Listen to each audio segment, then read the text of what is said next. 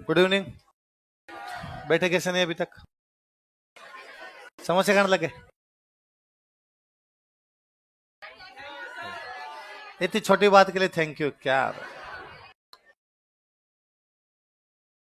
हाँ, मैंने क्या कहा था? तुम्हारे जिस दिन जिम है तब खा लेना। तुम 2 दिन पहले बता देना कभी खा लेना। इस बात के लिए क्या थैंक यू यार।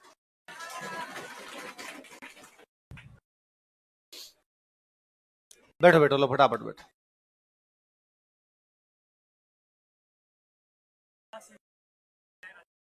हैं? जल्ला हाँ।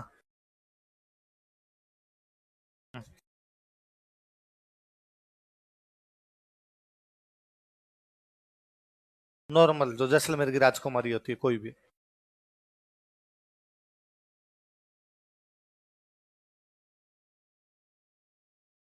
हम्म, किसके पास है? कल पढ़ेंगे अपने तब दिखाएंगे।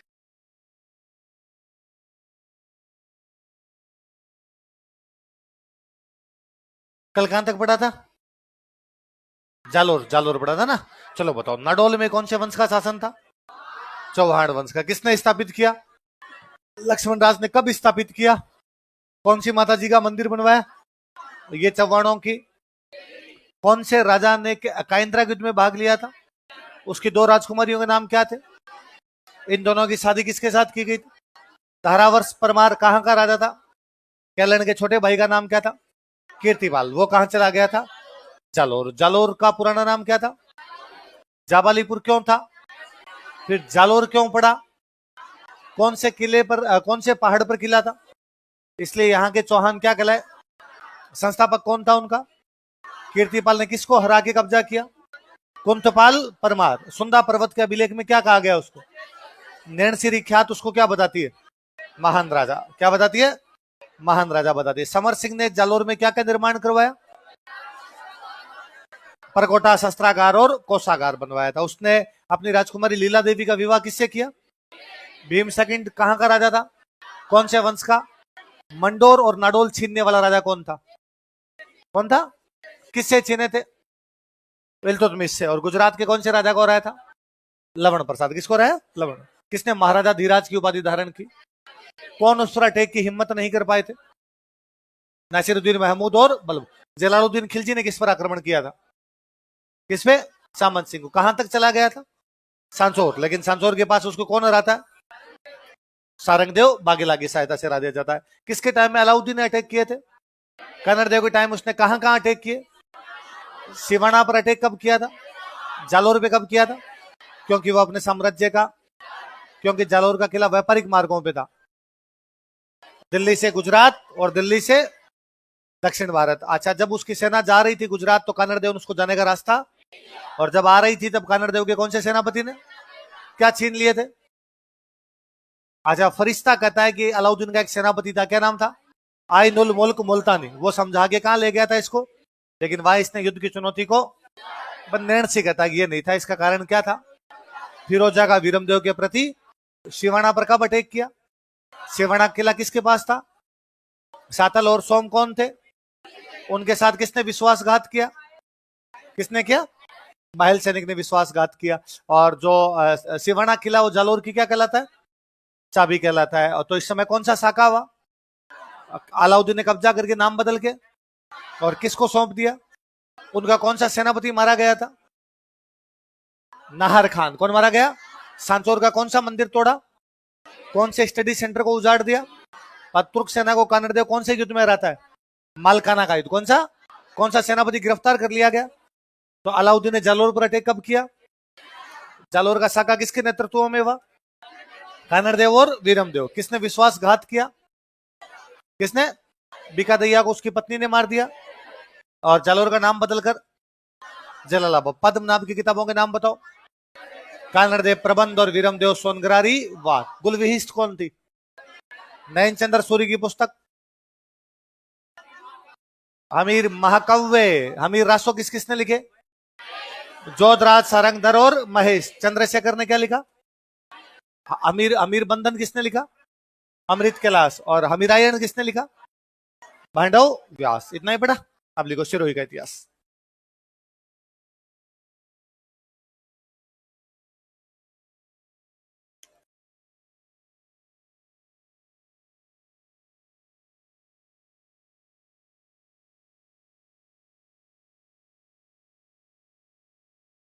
हाँ जी बोलो। लुगाइयों ने किया, लुगाइयों के नाम नहीं पता, नहीं पता।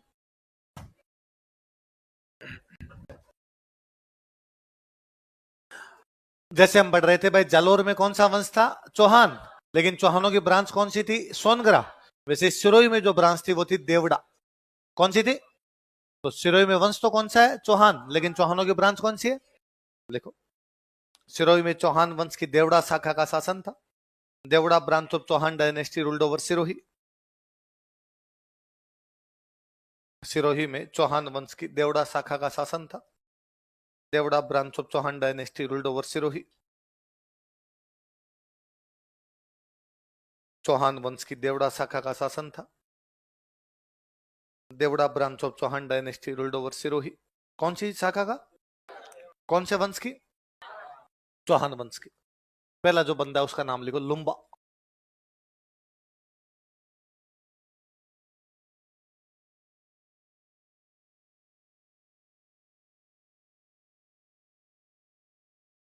कौन है बंदा? 1311 में अलाउद्दीन खिलजी जालोर पर कब्जा कर लेता है। कल हमने पढ़ा, जालोर में चौहानों का राजा वो चौहान है सोनगरा। पर देवड़ा उनके अंडर में आते हैं, क्योंकि हमने पढ़ा कानड़ देव सोनगरा का सेनापति था, जेता देवड़ा। पढ़ा था। तो देवड़ा सोनगरों के क्या थे? अधीन। सोनगरे हार गए। सोनगरे कब हार गए? 1311। तो देवड़ों की एक टीम वहां से निकलती है जालोर से, जो बच गए होंगे युद्ध के अंदर, वो चले जाते हैं सिरोही की तरफ। किधर चले जाते हैं? तब सिरोही नहीं था, तब दो जगह हुआ करती। एक जगह थी आबू और एक जगह थी चंद्रावती। कौन कौन सी जगह? दोनों सिरोही में था, तो सिरोही जिला बन गया अपने आप में एक। पर तब सिरोही था ही नहीं, ये दो जगह थी। कौन कौन सी दो जगह बताओ? आबू और चंद्रावती। जालोर से निकल के एक बंदा गया, उस बंदे का नाम क्या है? लुम्बा। उसने इन दो जगह को जीत लिया। किस किस को? कब जीत लिया? अच्छा, किससे जीता? तो आबू और चंद्रावती उस समय थे परमारों के पास। किसके पास थे? आप याद करो, हम बार बार करें। आबू का धारावर्ष परमार। आबू की परमार राजकुमारी इच्छिनी देवी। तो आबू किसके पास था? परमारों के। ये परमारों को हराता है, परमारों को हराकर दो जगह पे कब्जा करता है, आबू और चंद्रावती। कौन? लुम्बा। कौन से वंश का है? चौहान। चौहानों में कौन सी शाखा का? और चंद्रावती को राजधानी बनाता है। किसको? ऐसा वो कब करता है?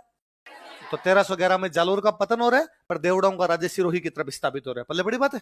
देखो, 1311 ईस्वी में, इन 1311 एडी, 1311 ईस्वी में इन 1311 एडी, इसने परमारों को हराकर आबू व चंद्रावती पर अधिकार कर लिया। He defeated Paramars and captured Abu and Chandravati. इसने परमारों को हराकर आबू व चंद्रावती पर अधिकार कर लिया। He defeated Paramars and captured Abu and Chandravati.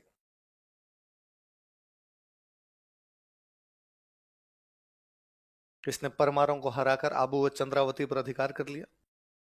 He defeated Paramars and captured Abu and Chandravati. तथा इसने चंद्रावती को अपनी राजधानी बनाया and made Chandravati as his capital. तथा इसने चंद्रावती को अपनी राजधानी बनाया and made Chandravati as his capital.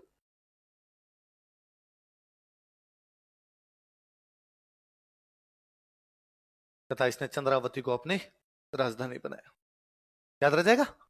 अगला राजा लिखो, शिवभान।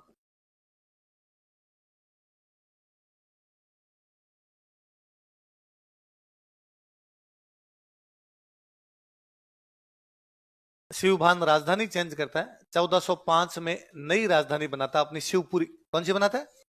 ये भी सिरोही के अंदर एक जगह पड़ती है, शिवपुरी।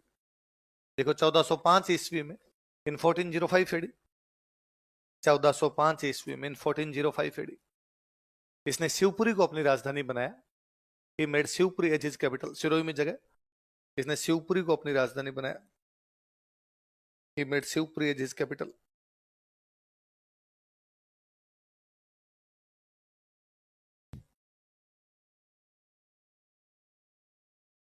अगला राजा लिखो, सहसमल। याद आया? पढ़ा था। कुंभा ने सिरोही के सहसमल देवड़ा को जोड़ रही है चीजें। सिरोही में कौन सा वंश है? चौहान। चौहानों की ब्रांच कौन सी है? देवड़ा। उसका राजा कौन है? सहसमल। मेवाड़ में कौन है? कुंभा। कुंभा हरा रहा है इसको। सहसमल 1425 में एक नया शहर बसाता है, सिरोही। कौन सा बसाता है? और इसको अपनी क्या बना लेता है?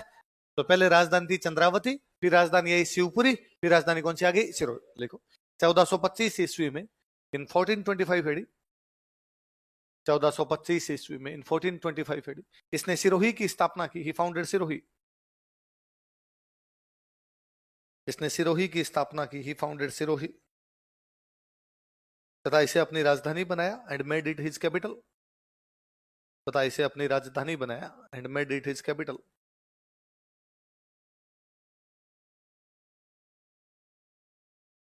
तथा इसे अपनी राजधानी बनाया and made it his capital. तो सिरोही की स्थापना कब हुई? 1425। अजमेर की 1113। सवाई माधोपुर, जयपुर, बीकानेर, जोधपुर, उदयपुर। बोलो गिरिराज जी महाराज की। अगला लिखो, अगला राजा लिखो, सुल्तान।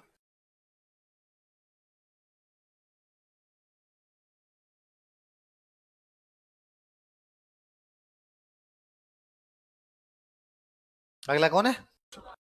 सुल्तान जब सिरोही का राजा बना उस समय एक बंदा और सिरोही में राजा बनना चाहता है, वो है बीजा देवड़ा। कौन है? तो एक सिरोही में एक बंदा राजा और बनना चाहता है, वो बंदा कौन है? बीजा। तो सुल्तान को लगाया अकेले तो पार पड़ेगी नहीं।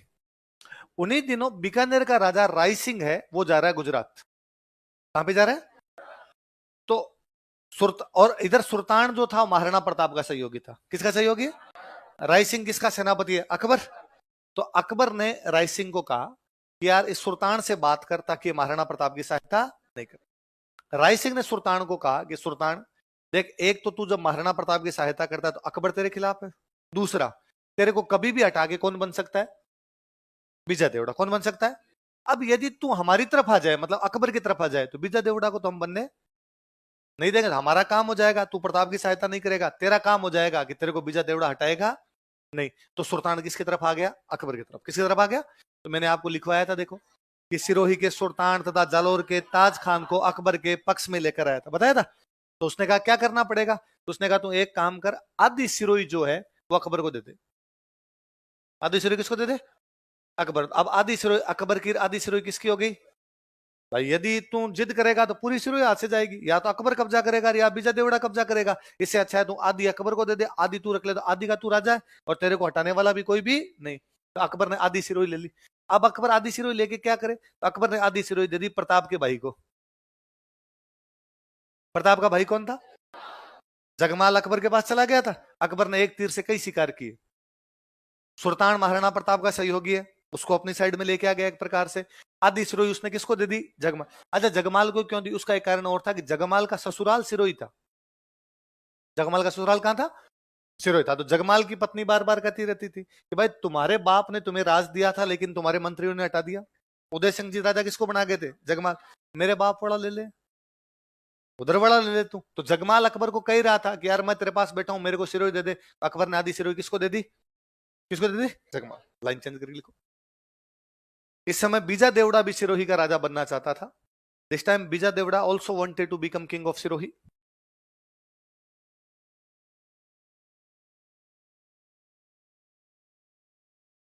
इस समय बीजा देवड़ा भी सिरोही का राजा बनना चाहता था।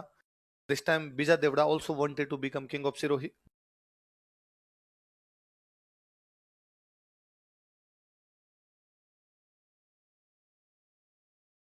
लाइन चेंज करके लिखो। अतः बीकानेर महाराजा राय सिंह ने, सो बीकानेर महाराजा राय सिंह, अतः बीकानेर महाराजा राय सिंह ने, सो बीकानेर महाराजा राय सिंह, बीकानेर महाराजा राय सिंह ने सुल्तान की सहायता की, हेल्प सुल्तान, सुल्तान की सहायता की, हेल्प सुल्तान।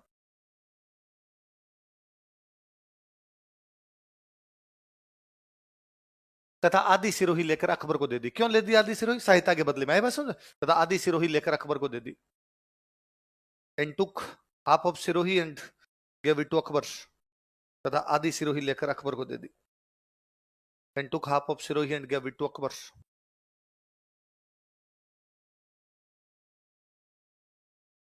लाइन चेंज कर लिखो। अकबर ने इसे प्रताप के छोटे भाई जगमाल को दे दिया। Akbar gave it to Pratap younger brother Jagmal. Akbar ने इसे प्रताप के छोटे भाई जगमाल को दे दिया। Akbar gave it to Pratap younger brother Jagmal.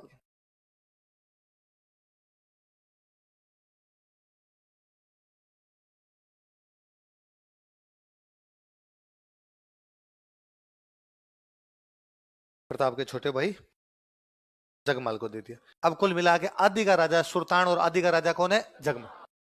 पर सुल्तान महाराणा प्रताप का सहयोग कर रहा है अभी। उसको एक बार लगा था विजय देवड़ा हटा सकता है, राय सिंह भी ऊपर आके बैठ गया, इसलिए उसने राय सिंह से क्या कर ली थी? संधि। पर थोड़े दिन बाद में उसने कहा प्रैंक है ना, मजाक है अपना। तो अब तो अकबर फिर नाराज है, अकबर नाराज है गया। सुल्तान किसकी सहायता कर रहा है? महाराणा प्रताप। इधर जगमाल अकबर का एकदम खास आदमी है। जगमाल अकबर को कह रहा है कि तू पूरी मेरे को दे दे, किस्सा ही खत्म, सुल्तान राजा ही नहीं रहेगा, पूरी मेरे पास आ जाएगी। जगमाल की वाइफ भी जगमाल को कह रही है कि पूरी ले भाई, आदि क्यों है, पूरा ले, तेरे बाप का राज्य नहीं मिला, मेरा बाप पड़ा तो ले, पूरा ले कम से कम इधर। तो जगमाल ने अकबर के कान खाए कि पूरी दिला, पूरी दिला। तो अकबर ने कहा ठीक है, मैं सेना भेजता हूं, तू सेनापति बन और तुम सुल्तान पर आक्रमण कर दो, पूरी रख लो। तो पापा ही कटे, पूरी तुम्हारे पास आ जाएगी तो तू मेरा सहयोगी है, तो सिरोही की तरफ से प्रताप को सहायता मिलेगी नहीं, सुल्तान का किस्सा भी खत्म हो जाएगा। उसने कहा ठीक है। फिर जगमाल के और सुल्तान के, या यूं कह दो अकबर के और सुल्तान के बीच में युद्ध होता है, दत्तानी का युद्ध। कौन सा होता है? सिरोही में एक जगह पड़ती है, उसका नाम है दत्तानी। क्या नाम है? लिखो, दत्तानी का युद्ध, बैटल ऑफ दत्तानी।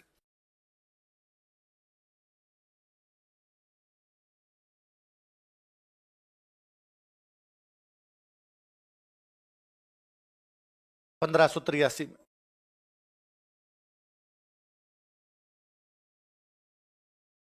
सिरोही का राजा कौन है? सुल्तान।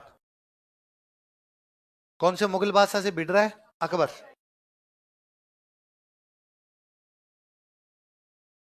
अकबर अपना सेनापति बना के किसको भेज रहा है? मैं लिख रहा हूं, दो तीन नाम आप उतार लो, फिर मैं समझाता हूं।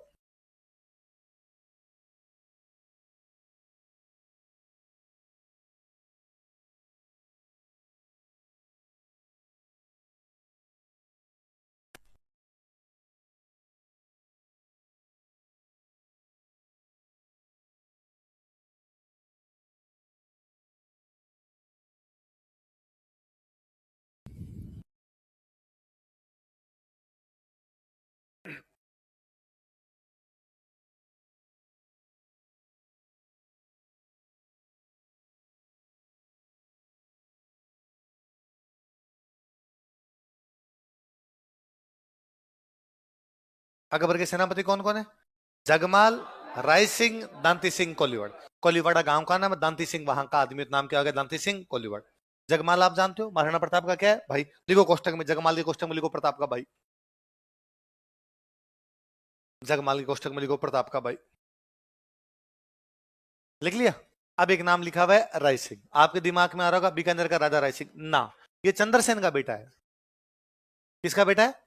जोधपुर वाला चंद्रसेन था। आप लिखो, फिर पुनः मैं समझाता हूं, राय सिंह के कोष्टक में लिखो चंद्रसेन का पुत्र, सन ऑफ चंद्रसेन।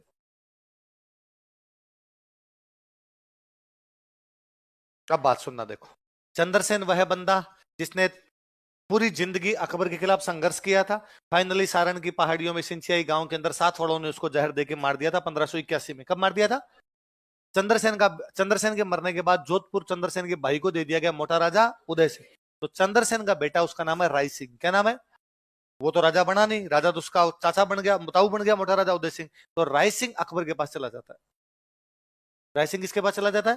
तो अकबर ने इस युद्ध में 2 सेनापति भेजे, एक महाराणा प्रताप के भाई को, एक चंद्रसेन के। वे 2 लोग जो पूरी जिंदगी अकबर के खिलाफ संघर्ष करते रहे, उनके परिवार वाले इसके अंदर उस आदमी से लड़ने के लिए आए जो प्रताप के साथ है। सुल्तान प्रताप के साथ है, तो सुल्तान के खिलाफ लड़ने के लिए है। कौन कौन? जगमाल और, दोनों को मार दिया था इस युद्ध में। जगमाल भी मरा था, ये राय सिंह भी मरा था। सुल्तान जीतता है। कौन जीता है? वो ढंग से काटा था उसने, कोई बचे थे वो चप्पलें हाथ में लेके भागे थे, बाकी उसने भागने नहीं दिया था। लिखो, इस युद्ध में सुल्तान की जीत हुई। सुल्तान वन दिस बैटल। इस युद्ध में सुल्तान की जीत हुई, उसने पूरे पे दोबारा कब्जा कर लिया, उन्हें पूरा अपना ही है। इस युद्ध में सुल्तान की जीत हुई, सुल्तान वन दिस बैटल।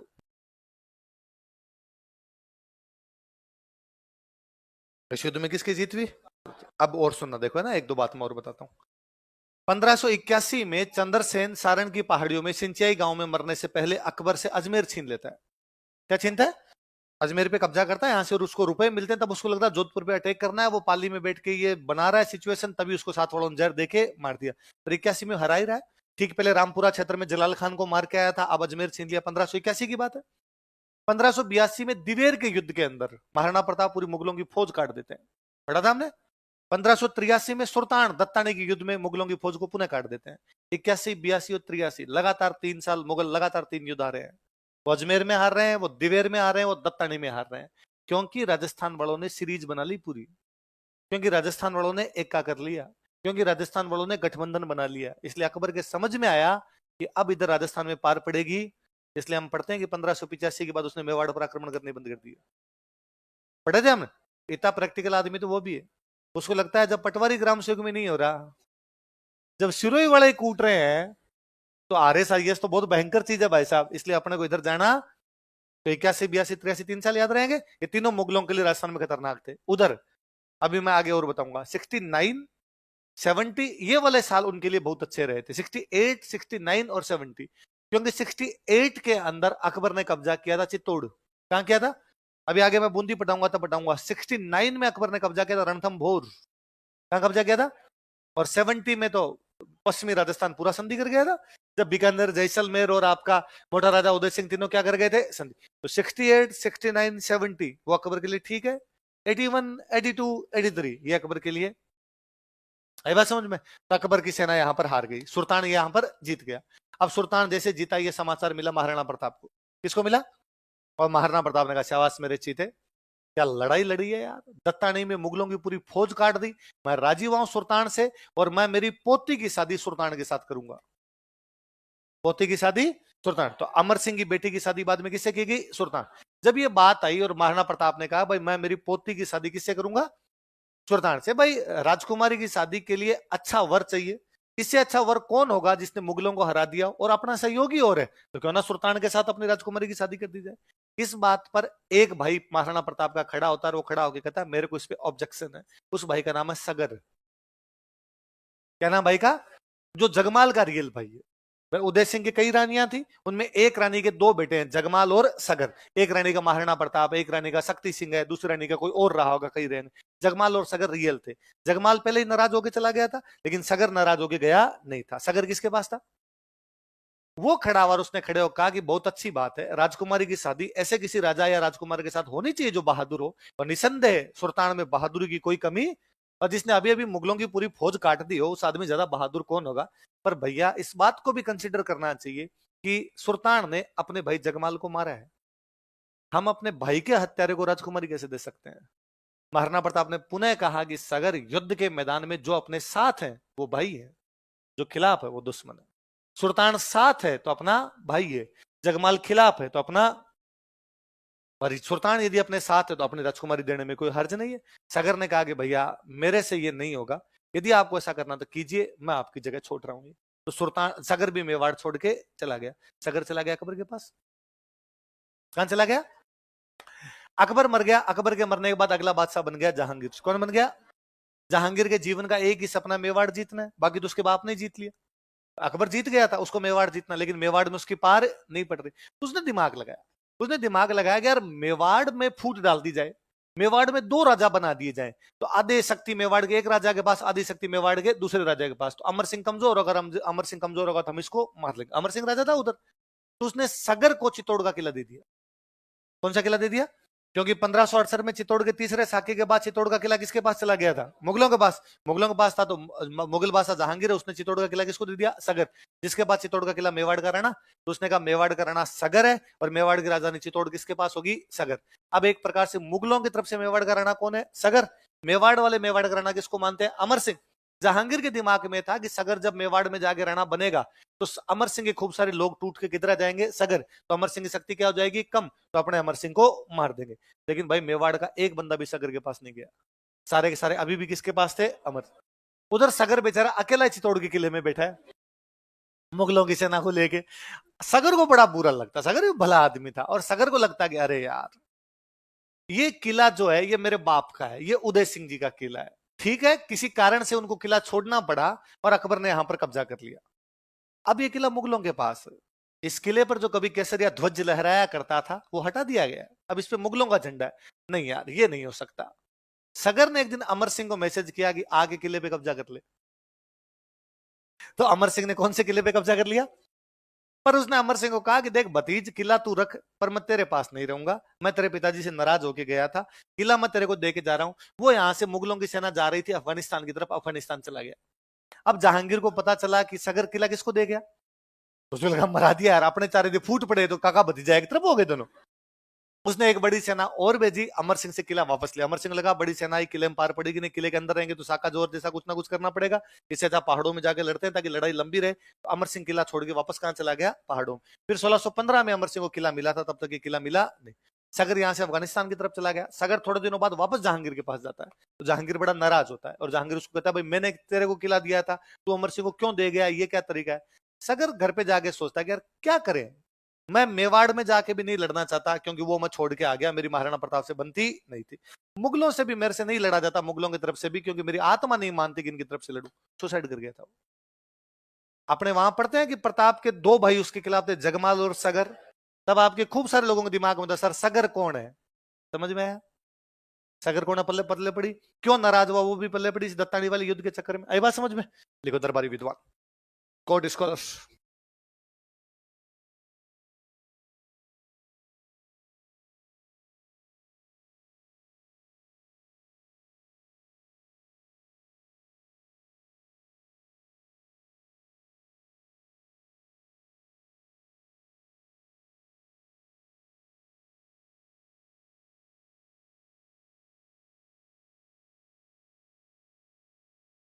दुरसा आडा कि कौन से राजा के दरबार में, सुल्तान। तो उन्होंने सुल्तान पर एक बुक लिखी, इसलिए बुक का नाम क्या है, राव सुल्तान रा कवित है? अरे लिखो तो सही, क्यों लोड लिया इतना, आपको क्यों लगता है कि मैं बिना बात बताए भाग जाऊंगा, मेरे चेहरे से धूर्तता टपकती है कि बेईमान आदमी पूरी बात बताएगा ही नहीं। दुर्साडा की बुक का नाम क्या है बताओ देखे, राव सुल्तान रा कवित। तो दुर्साडा राव सुल्तान के दरबार में, राव सुल्तान पे बुक लिख रहे हैं, इसलिए बुक का नाम क्या हो गया, राव सुल्तान रा। अब पुनः सुनो, दुर्सा आडा ऐसा माना जाता है, ऐसा कहा जाता है कि दुर्सा आडा अकबर के दरबार में, किसके दरबार में थे, दत्ताने के युद्ध में अकबर की तरफ से लड़ने के लिए। किसकी तरफ से, किसके खिलाफ, सुल्तान। लेकिन दत्ताने को जीता कौन, सुल्तान। मुगलों की सेना भाग गई या मुगलों की सेना काट दी गई। जब दत्ताने का युद्ध समाप्त हो गया, शाम के टाइम में सिरोही के जो सैनिक थे वो घायलों को उठा के ला रहे थे। किसको उठा के ला रहे, और अपने ये राजस्थान में एक नियम था कि घायल किसी का हो, भले अपना भले दुश्मन का इलाज करना है, इसलिए सिरोही वाले घायलों को भी उठा के ला रहे थे और मुगलों वाले घायलों को भी उठा के ला रहे थे। अब जो सैनिक घायलों को उठा के ला रहे थे उनमें एक सैनिक कोई बदमाश था, और उसने सोचा यार मुगलों वाले घायलों को क्यों उठा के लेके जाए, अब इस घायल को उठा के लेके जाएंगे, इसके पट्टी करेंगे, इलाज करेंगे, ये ठीक होगा, अपने से वापस लड़ने आएगा, चलता और इनको। तो उसके हाथ में था भाला, और वो यूं देख रहा था कि किस में थोड़ी बहुत सांसें आ रही है, मुगलों वाले में, और किसी में थोड़ी सी लगती है कि ये थोड़ा बचा हुआ है, तो स्टॉक है। उन घायलों में घायल सैनिक पड़े हैं मुगलों की तरफ से, दुर्सा आढ़ा। कौन पड़े हैं, और चिल्ला रहे हैं पानी पानी। राजस्थान में वैसे ही गर्मी पड़े तो पानी ज्यादा, फिर दूसरा आप घायल होते हो तो ज्यादा प्यास लगती है, तो दुर्साडा पानी पानी चिल्ला रहे। उसने देखा कि मुगलों का एक घायल पड़ा है जिसमें सांसें हैं, अभी पानी पानी चिल्ला रहा है, तो उसने उधर देखेगा भाई 5 मिनट रुक, बीच में 2 को पानी और पिलाना है, तीसरा पानी तेरे को पिलाऊंगा मैं। अब वो दुर्साडा के पास गया, भाला था उसका, तो भाला मारने लगा, तो दुर्साडा ने जितनी जान थी अपने अंदर वो लगा के हाथ क्या कि रुक, तो क्यों, तो कहा मैं चारण कवि हूं, और राजस्थान में अपने चारण कवियों पर इस प्रकार से हमले करते नहीं थे। वो सैनिक बड़ा बदमाश था, उसने कहा आधार कार्ड, मुझे क्या पता तुम चारण, अरे मेरा नाम दुर्सा आढ़ा गोत्र का चारणू फलाना गांव है, मेरा नंदियाल यह है। उसने कहा साहब ऐसे कुछ ही नहीं पता चलता, ये इस युद्ध में सिरोही का जो सेनापति था उसका नाम था समर सिंह। क्या नाम था, वो समर सिंह पास में मरा हुआ पड़ा था। तो कहते हमारा सेनापति समर सिंह पास में मरा हुआ पड़ा है, तूने देखा था कैसे लड़ा था, उसने गजब लड़ा था। तो कहा समर सिंह पे दुआ सुना दे, कवि को दोहे आते हैं, यदि समर सिंह पे अभी हाथों हाथ दुआ बना के सुना देगा तो ठीक है, वरना पानी तो पिलाना आता है।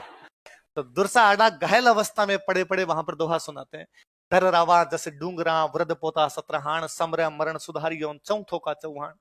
समर सिंह ने मरने से पहले इतना बेहतरीन युद्ध किया कि ये पहाड़ियां, ये घाटियां, ये रेत के टीले शताब्दियों शताब्दियों तक, सदियों सदियों तक उसकी वीरता की कहानियां सुनाएंगे। समर सिंह इस युद्ध में इतना बहादुरी से लड़ा था कि उसके वंशज आने वाले समय में बड़े गौरव से अपना सीना तान के सर ऊंचा करके कहेंगे कि हम उस समर सिंह के वंशज जो कौन से युद्ध में लड़ता हमारा गया था, उसने कहा शाबाश, खड़े हो जाओ, वेरी गुड, दोए आते हैं आपको। फिर वो दुरसा अड्डा को लेके गया सुल्तान के पास, और सुल्तान को कहा कि ये वो दुरसा जी है, इनको दोए आते हैं, कवि हैं, और ये वहां घायलों में पड़े थे, 2-1 मिनट लगती तो मैं पानी पिला देता, पर इन्होंने दोहा सुना दिया, इसलिए पानी नहीं पिला पाया, इनका इलाज कराओ भाई साहब। राव सुल्तान दुरसा अड्डा का इलाज करवाता है, फिर दुरसा अड्डा राव सुल्तान के दरबार में रह जाते हैं, और राव सुल्तान पर बुक लिखते हैं। राजी आगे लिखो। मेरे को हिस्ट्री नहीं आती रे, बातें ही आती है, बातें नहीं छोड़ूंगा मैं। हिस्ट्री क्या पता पढ़ाऊं नहीं पढ़ाऊं, बातों में कोई कमी नहीं आएगी, मनोरंजन पूरा है आपका। आगे लिखो बैरिसल। अगला राजा, अगला राजा लिखो बैरिसल। आपको याद हो तो हमने पढ़ा था कि दुर्गादास राठौड़ ने अजीत सिंह को सिरोही के कालिंद्री नामक गांव में जयदेव पुरोहित के घर रखा था। सिरोही में, कालिंद्री कहां है? सिरोही। तो सिरोही में कोई राजा रहा होगा, वो सिरोही का राजा कौन था? तो कोई पूछेगा कि जोधपुर के महाराजा अजीत सिंह को औरंगजेब के खिलाफ शरण किसने दी थी? देख लो, जोधपुर के अजीत सिंह को औरंगजेब के खिलाफ शरण दी थी। He gave shelter to Ajit Singh of Jodhpur against Aurangzeb.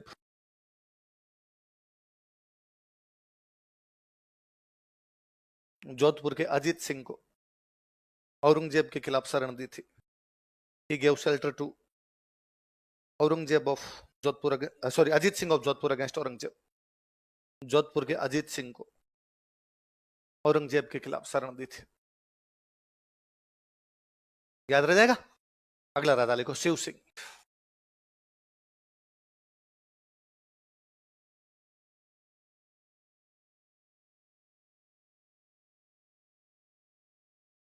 कौन अगला राजा?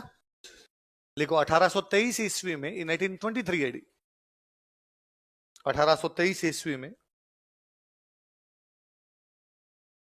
1823 ईस्वी में 1923 एडी, यह अंग्रेजों के साथ संधि कर लेता है। He concluded treaty with Britishers। कितने में? पॉइंट टू बी नोटेड, 1818 नहीं है, ये कितना 1800, देखो 1823 ईस्वी में, इन 1923 एडी, यह अंग्रेजों के साथ संधि कर लेता है। He concluded treaty with Britishers। नीचे एक लाइन चेंज करके स्टार लगा के लिखो। सिरोही राजस्थान की अंतिम रियासत थी। सिरोही वो last state of Rajasthan. Sirohi Rajasthan की अंतिम रियासत थी। सिरोही वो लास्ट स्टेट ऑफ राजस्थान।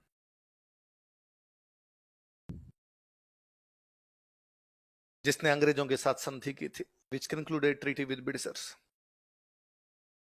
जिसने अंग्रेजों के साथ संधि की थी। विच कंक्लूडेड ट्रीटी विद ब्रिटिशर्स।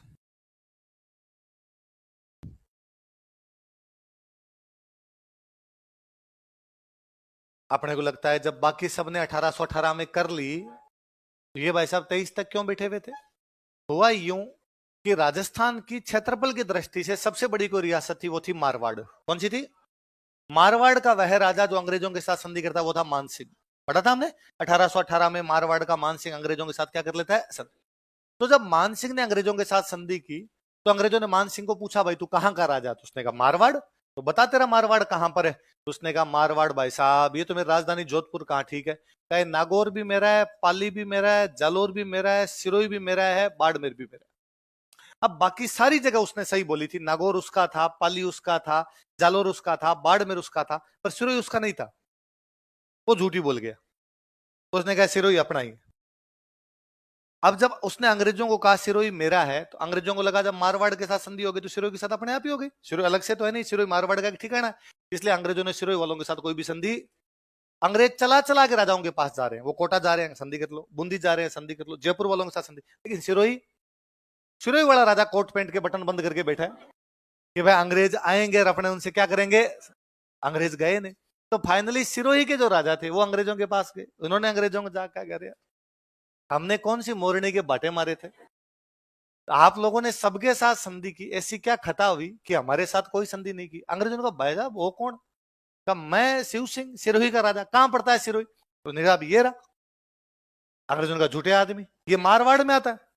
किसने कहा आपको मारवाड़ में आता है? मानसिंह ने कहा। अरे मानसिंह झूठा है और मैं उसके अंडर में नहीं आता, हम उसको टैक्स देते, हमें क्या पता आता कि नहीं आता। उसने कहा यार तुम्हारा इतिहासकार है जेम्स टोड, राजस्थान में हिस्ट्री लिख रहा है, उससे पूछ लो। जेम्स टोड को बुला के पूछा, उसने कहा नहीं भाई साहब, मारवाड़ राठौड़ों की रियासत है, सिरोही चौहानों की रियासत है, इनमें आपस में कोई लेना देना। तब अंग्रेजों के समझ में आया, तब अंग्रेजों ने 23 में किससे संधि की? किससे संधि की? इसलिए सबसे लास्ट में संधि किसके साथ हुई? तो कई बार जब अपने पढ़ते हैं सिरोही अंतिम रियासत है जिसने अंग्रेजों से, अपने लगता है सबसे अंत में कौन है? समझ गए ना? घर की बात और किसी को तो बतानी, दबा दो अपने यहीं पर दबा दो। अगला लिखो इसके बाद, बूंदी का इतिहास, हिस्ट्री ऑफ बूंदी।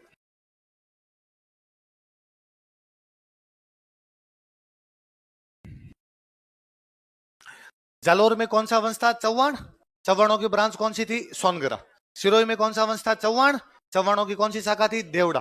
वैसे बूंदी में चौहान थे, चौहानों की शाखा थी हाड़ा। कौन सी थी? लिखो। बूंदी में चौहान वंश की हाड़ा शाखा का शासन था। Hada branch of Chauhan dynasty ruled over Bundi. Bundi में चौहान वंश की हाड़ा शाखा का शासन था। Hada branch of Chauhan dynasty ruled over Bundi. Chauhan वंश की हाड़ा शाखा का शासन था। Hada branch of Chauhan dynasty ruled over Bundi. कौन सी शाखा का? तो बताओ बूंदी में कौन सा वंश था? चौहान। कौन सा वंश था? सिरोही में कौन सा वंश था? जालोर में कौन सा वंश था? बूंदी में कौन सा वंश था? हाड़ा नहीं कहोगे। हालांकि मैं कितना भी समझा दूं, आप मुझे पता है, मैं कल पूछ लूंगा बूंदी में कौन सा वंश था, आप कहोगे हाड़ा, पर नहीं बताना। कौन सा वंश था? उनकी ब्रांच कौन सी? सिरोही में कौन सा वंश? चौहान। उनकी ब्रांच कौन सी? जालोर में कौन सा वंश? उनकी ब्रांच कौन सी? बूंदी में कौन सा वंश? उनकी ब्रांच कौन सी? भाई बात समझ में? हाड़ा नाम का कोई भी वंश है, वो एक ब्रांच है कौन से वंश की? तो बूंदी में कौन सा वंश था? ब्रांच कौन सी? सिरोही में कौन सा वंश? ब्रांच कौन सी? सिरोही में कौन सा वंश? ब्रांच कौन सी? और जालोर में कौन सा वंश? ब्रांच कौन सी? तो बूंदी में ब्रांच कौन सी? फिर कहियोगे यहां तक हाड़ा आगे, यहां तक आगे रुक रहा है ना? लगेगा आपको, मैं आपको गारंटी के साथ कहता हूँ, स्टाम्प पेपर भी लिखवा लो मेरे से, महीने भर बाद में आपको कोई पूछ लेगा बूंदी में कौन सा होगा? हाड़ा। क्योंकि पता नहीं कैसे हमारे दिमाग में कूट कूट के भर दिया गया कि बूंदी में कौन सा वंश था।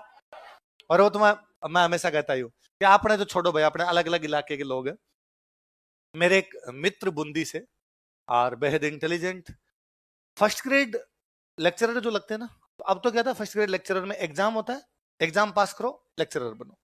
पहले ऐसा नहीं था, पहले एग्जाम होता था, उसके बाद होता था इंटरव्यू, और केवल इंटरव्यू के नंबर के आधार पर ही आपको सिलेक्ट किया जाता था। यदि आपका पेपर हुआ, पेपर से केवल आपका इतना है कि आप इंटरव्यू कॉल हुआ या नहीं हुआ, फिर इंटरव्यू कॉल हो गया, उसके बाद पेपर वाले नंबरों का कोई महत्व है नहीं, फिर जो इंटरव्यू में नंबर आएंगे उसके आधार पर आप सिलेक्ट हो गया, सिलेक्ट नहीं हो गया। मेरे एक फ्रेंड ज्योग्राफी शानदार शानदार, उनका सब्जेक्ट बहुत अच्छा, तो वो सिलेक्ट हो गए। सिलेक्ट हो गए तो हमें लगता था यार बहुत इंटेलिजेंट थे कि ये तो इंटरव्यू भी फोड़ के आएंगे, इससे कोई दिक्कत ही नहीं है, तो इनका तो उधर भी सिलेक्शन हो जाएगा। तो वो गए। तो अपने आरपीएससी इस मामले में बहुत भली, बहुत अच्छी है। आरपीएससी आपसे जब सवाल पूछते हैं ना इंटरव्यू के टाइम, तो शुरुआत में इतने सिंपल सिंपल सिंपल सिंपल सवाल पूछती है ताकि आप पर कोई दबाव महसूस ना हो, आप इजी महसूस कर सके। एक अपने आरपीएससी में जब आप इंटरव्यू देने जाते हो तो उनको न तो आपका नाम पता होता है, ना आपके रोल नंबर पता होता है, आपका नाम रोल नंबर कुछ भी पता नहीं होते। उनके पास में आपकी ये जानकारियां होती कि आपने 10th कहां से की थी, कितने परसेंट है, आपने 12th कहां से की थी, कितने परसेंट है, आपने बीए कहां से की थी, कितने परसेंट है, और यदि आगे भी कर रखे, एमए कहां से की, कितने परसेंट है, पीएचडी कहां से की, कितने परसेंट है, या आप नौकरी करते हो तो किस नौकरी में हो, कब से हो, वो पूरा डिपार्टमेंट कौन सा, वो पूरा उनके पास होता है। तो नॉर्मली उनका ये होता है कि आप जैसे रूम में घुसे, आप रूम में घुसते ही वहां जैसे मान लो 3 लोग बैठे, 4 लोग बैठे, तो ऐसा होता है कि यदि महिला कोई मैम बैठे हैं तो पहले आप मैम को ग्रीट कीजिए, और बाद में जो सारे पुरुष बैठे उनको एक साथ ही कर दीजिए नमस्ते, है ना। और यदि केवल पुरुष बैठे तो एक बार में कर दीजिए नमस्ते, हाथ वाथ जोड़ने की भी कोई आवश्यकता नहीं। कई बार अपना होता है पूरा नेताजी की तरह नमस्ते, ऐसा भी नहीं, आप थोड़ा सा झुक के मतलब सम्मान देते, sir morning, good morning, good evening, प्रणाम, नमस्ते, जो अपना नमस्ते करना नमस्ते कीजिए। आप चेयर के पास जाके खड़े हो जाइए, वो आपको कर देंगे, लो लो बैठी बैठी बैठी चेयर पे बैठी, चेयर को बिना आगे पीछे लिए बैठ जाइए, है ना। ये नहीं कि आपको कहा चेयर बैठे रहा, आपने कहा इधर थोड़ा मैं कंफर्टेबल फील करूंगा। तो ये है भाई, आवाज नहीं आनी चाहिए चेयर की, भाई वो भद्दा माना जाता ना। नॉर्मली अपने किसी बड़े आदमी के सामने भी होते तो अपने लगता भाई चेयर की आवाज नहीं आनी चाहिए, वैसे वैसे बैठ जाए, सावधान की स्थिति में बैठ जाए, आप बैठ जाओ। तो आप जैसे बैठ भी जाओगे ना तो भी आपकी टांगे धुजेगी। आप भाई आपको लगता है ना ये मेरी नौकरी है, और ये सामने जो 3 बेटे माई बाप है, ये जैसा करेंगे वैसा होगा भाई, डर लगता है ना, स्वाभाविक बात। आप दूसरी तीसरी बार जाते हो तो भी डर लगता है वहां पर। तो वो आपको वो देखते हैं कि यार कैसे यूं हल्का किया जाए इस माहौल को, थोड़ा आप इधर टेंस ना रहे। तो शुरुआत में आपसे कई बार तो ना जनरल, इतने जनरल क्वेश्चन भी पूछ लेते हैं कि नाश्ता वास्ता कर लिया, तो आप जैसे कहते हैं जी जी सर चाय वगैरह मंगवाए। ये कई बार होता है जैसे आप इंटरव्यू देने गए, इतने में उनके लिए पियोन चाय लेके आया, तो 3 लोगों के लिए चाय लेके आया, तो वो आपसे पूछेंगे चाय, तो आपको नहीं नहीं सर थैंक यू सर मैं करके आया था। नाश्ता थैंक यू सर मैं करके आया था, बता देना कोई ऐसी दिक्कत हो, तो उनको ये कहना होता थैंक यू सर मेरा किया हुआ है। ये नहीं कि आपको बिस्किट मंगा लो। सुबह वाले चाय वो मजा नहीं आया सर, जो मैं घर में कड़क पीता हूँ ना सर, हाँ वो तो पत्ती कम रखना थोड़ी उधर। तो ये नहीं, आपको ये कहना था कि धन्यवाद सर मैं चाय नाश्ता करके आया था। तो वो ये मतलब केवल ये तरीके हैं उनके। पानी का पूछेंगे वो आपसे कि पानी पी लीजिए, पानी गिलास गिलास पड़ा है उनके सामने तो कहेंगे गिलास ले लीजिए, मंगवा लीजिए, वो सब कुछ आपको, ताकि आप थोड़ा सा पता है 2-3 सवाल जब पूछ लिए जाते हैं ना तो दिल की धड़कनें थोड़ी नॉर्मल हो जाती है। तो फिर वो कई बार तो ये होता है, कई बार वो जिस चाय पानी का नहीं पूछ रहे आपसे, फिर वो ये पूछते हैं कि अच्छा तो 10th कहाँ से किया था आपने, तो आप कहते हो सर मैंने 10th पाली से किया था। वेरी गुड, कितने परसेंट थे आपके 10th, उनके पास पढ़ा है फिर भी वो पूछते हैं कितने परसेंट थे, आपने कहा 86, वेरी गुड वेरी गुड, अरे जोरदार। फिर वो अपने जो साथ में बैठे थे उनको 86 देखो होशियार है ना, तो आपकी तरफ देखते नहीं उनको यूं कहते हैं। फिर 12th आपने कहाँ से किया, आपको सर कोटा। जब कोटा कैसे चले गए, तो आपको सर वो धूड़ खाई बीच में, मैंने साइंस साइंस ले ली थी सर मैंने, पता नहीं क्यों मेरे को लगा था डॉक्टर बन सकता हूं सर मैं, तो मैं कोटा 2 साल बर्बाद हुआ सर उधर, साइबर कैफे में बैठ के वापस आ गया सर उधर। अरे तो तुम्हारे परसेंट 68, 86 से 68। फिर आप कोई कहते हो, आप कहते हो सर वो एक तो मैं सर पीएमटी की तैयारी कर रहा था, तो उधर सर ध्यान ज्यादा था इसलिए बोर्ड पे ज्यादा ध्यान नहीं दे पाया। या आप कहते हो सर मैं थोड़ा लास्ट टाइम में पीलिया भी हो गया था मेरे, तो मैं एग्जाम भी ढंग से नहीं दे पाया। कोई ऐसा कुछ बहाना बनाते, उनको भी पता है बहाना है, आपको भी पता है बहाना है, पर वो नहीं पूछते कैसा बहाना क्यों बना। ओके कोई नहीं कोई नहीं। फिर वो आपस में बात कर लेते हैं कि हाँ ये बच्चे आजकल कोटा चले जाते हैं, वहां तो यार वो सिस्टम है, डमी स्कूल है, स्कूल कहीं है ना, आप कोचिंग कहीं पे, वो किया होगा आपने। आप कहना था जी नहीं सर ऐसा नहीं था, मैं स्कूल जाता था। आपको ये कहना था, आप ये नहीं कि स्कूल तो मैं गया ही नहीं था कभी, सर मैं स्कूल जाता था कोचिंग भी करता था, दोनों को सही मैनेज नहीं हो पाया सर, मेरी उधर भी रैंक ये थी, अच्छा नहीं मिल रहा था उधर, मैं नहीं जा पाया। फिर वो वापस पूछते हैं फिर बीएससी क्यों किया आपने, एमबीबीएस क्यों नहीं किया, आप पुनः कहते हैं सर मेरा सिलेक्शन नहीं हुआ था, मैं उतना प्रयास ढंग से नहीं कर पाया सर, स्टूडेंट ही था, बच्चा ही था, मन भी नहीं लगा मेरा, मैं जितना होना चाहिए था एमबीबीएस के लिए उतना नहीं हो पाया। फिर मुझे लगा मुझे बीएससी कर लेनी चाहिए, मैंने बीएससी की। और कहीं ना कहीं मेरे दिमाग में ये भी था सर कि मुझे सिविल सेवा के अंदर जाना है, इसलिए भी मैं ग्रेजुएशन करके इधर आ गया। आप नॉर्मली, पर ये 3-4 मिनट का वार्तालाप इसलिए होता है ताकि आप बहुत संतुलित हो जाएं, बहुत बैलेंस हो जाएं, आपको घबराने की कोई आवश्यकता, इवन यदि आप घबरा रहे होते तो वो पुनः कहते हैं आपको कि घबराओ मत, कोई कोई दिक्कत नहीं। नहीं जो मतलब फिर वो जनरली सवाल भी पूछना शुरू करते हैं, फिर ऐसे पूछते हैं अच्छा पाली से कितना 10th, तो चलो बताओ पाली, मैं पाली आऊं तो तुम मुझे कौन कौन से मंदिर दिखाओगे। तो आप कोई 2-3 मंदिर हो, आप किसी एक मंदिर का नाम उठा के कहते हो कि सर वो मंदिर दिखाऊंगा, अच्छा ये मंदिर तुमने देखा है, जी सर देखा है, कौन से भगवान जी का है, फलाना जी, किसने बनवाया था, फलाने राजा ने बनवाया था, ये राजा कौन से वंश का था। 3-4 सिंपल सवाल हो गए। फिर वो थोड़े आपसे ढंग के सवाल पूछने लगते हैं, उनमें भी यदि ढंग के सवाल में यदि आपको सवाल नहीं आए ना, जनरली ज्यादातर अपवाद अलग है, कई बार किसी को फंसाने के इरादे से कोई खार खाए हुए बैठा हो तो पूछ ले, बाकी जनरली वो आपसे ये भी पूछ लेते हैं कि तुम क्या पढ़ के आए थे, वहीं से सवाल पूछ लेते हैं। कि भाई हिस्ट्री के सवाल पूछे आपको नहीं है तो वो पूछ लेंगे तुम्हारा अच्छा सब्जेक्ट क्या है, तो आपने कहा सर पॉलिटी है, तो पॉलिटी पूछ ले, आज पढ़ी थी पॉलिटी, क्या पढ़ा था पॉलिटी में, अच्छा फंडामेंटल राइट्स पढ़े, चलो चलो वो फंडामेंटल राइट्स के पूछते हैं। क्योंकि वो इस बात को जानते हैं कि जो प्री और मेंस पास करके है उसके पास नॉलेज तो है। तो इस 15 मिनट में किसी भी आदमी का नॉलेज नापा नहीं जा सकता।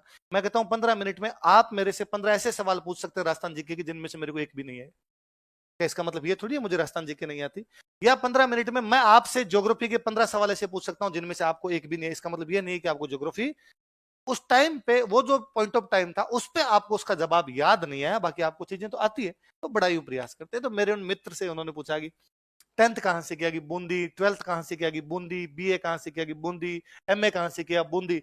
वेरी गुड, आप बूंदी में पढ़े हो, तो बताओ बूंदी में कौन सा वंश था? उन्होंने कहा हाड़ा।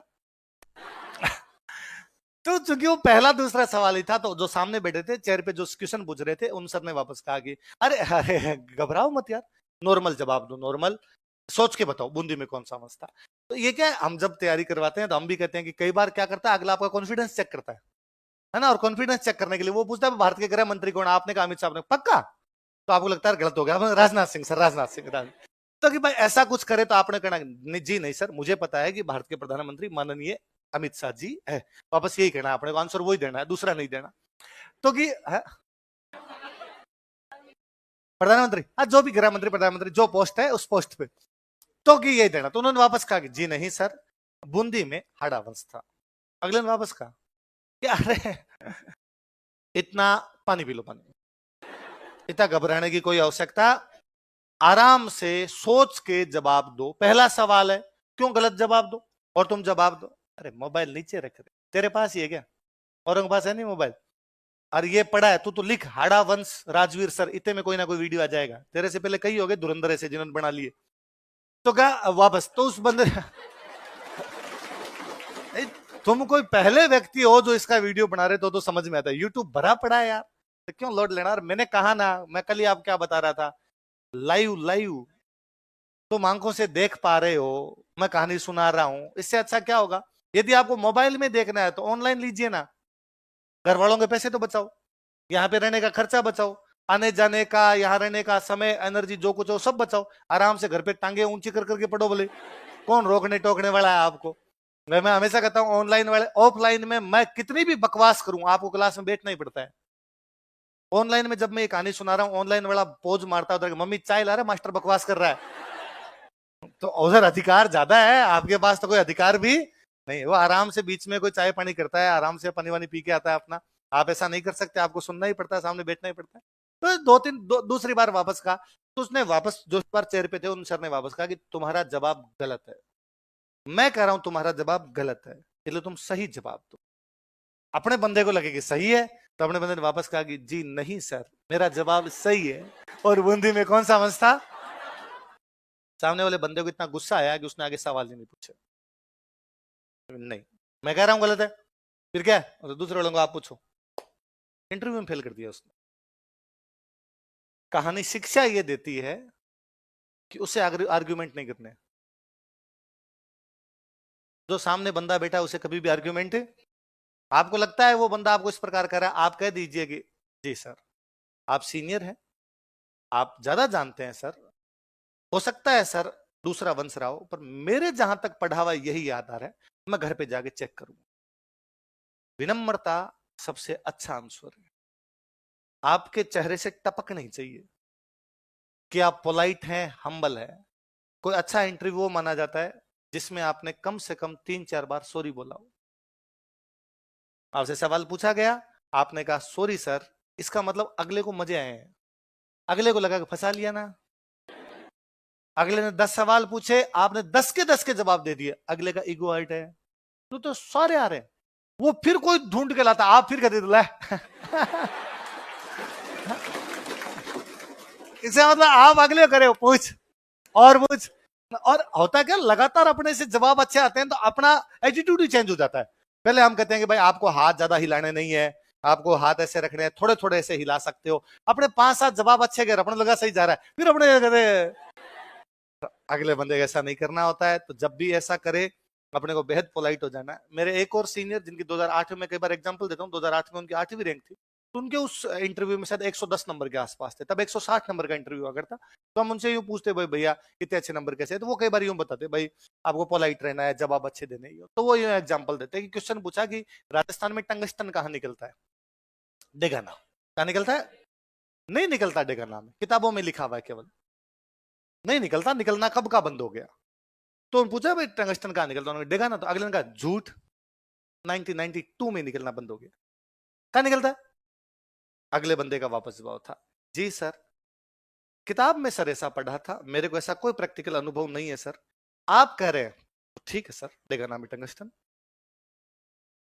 बस तुम दिन को अगर रात को भाई नंबर तू देगा ना, तो आप कुछ भी कर सकते हो, लेकिन जयकांत सिकरे का वो उस दिन जयकांत सिकरे भाई उस साइड के अंदर बैठा है। तो ये कहानी शिक्षा देती है, दो चीजें बताती है कि एक तो आर्ग्यूमेंट करने, एक बूंदी में कौन सा वंश था।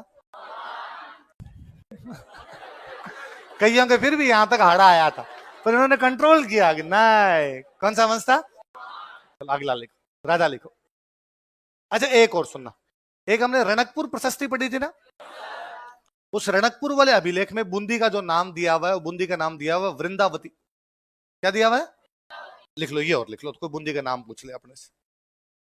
लिखो रणकपुर अभिलेख में, इन रणकपुर इंस्क्रिप्शन, रणकपुर अभिलेख में, इन रणकपुर इंस्क्रिप्शन बूंदी का नाम वृंदावती दिया गया है। Bundi is named as Vrindavati, Bundi का नाम वृंदावती दिया गया है। इन रणकपुर इंस्क्रिप्शन, रणकपुर अभिलेख में बूंदी का नाम वृंदावती दिया गया है। Bundi is named as Vrindavati.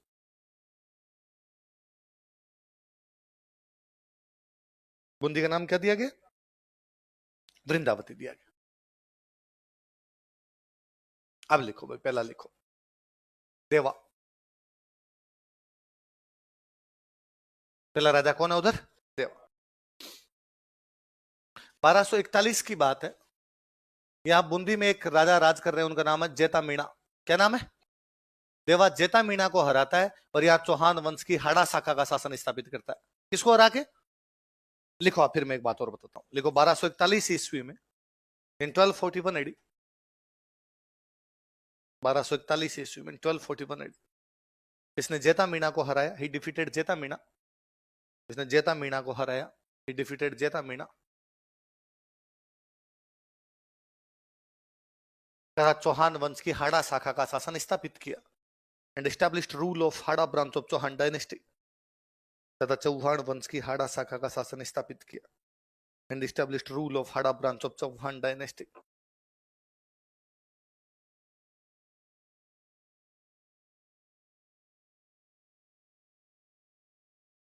Chauhan वंश की हाड़ा शाखा का शासन स्थापित किया। And established rule over Hada branch of Chauhan dynasty. इस बात का यह मतलब हुआ कि राजस्थान में दो जगह, आमेर और बूंदी, यहां पर पहले मीणाओं का राज था। किसका राज था, आमेर में बाद में मीणाओं को हराकर आ गए थे कछवाहा। कौन आ गए थे, और बूंदी में मीणाओं को हराकर कौन आ गए, कौन आ गए, दो रियासत। कोई पूछे दो रियासतें जहां पर पहले मीणा थे, कौन कौन सी, आमेर और बूंदी। आमेर में दुलाराय कछवाहा आ गया था उधर, भाई ये बड़ गुर्जरों को हरा के पहले 2 साल बाद में रामगढ़ को हरा के मीणाओं को हरा के रामगढ़ पे कब्जा किया था। वैसे वैसे जेता मीणा को हराकर कौन कब्जा करता है इधर, देव। पहले पड़ेगी बात। अगले राजा का नाम लिखो, जयत्र सिंह।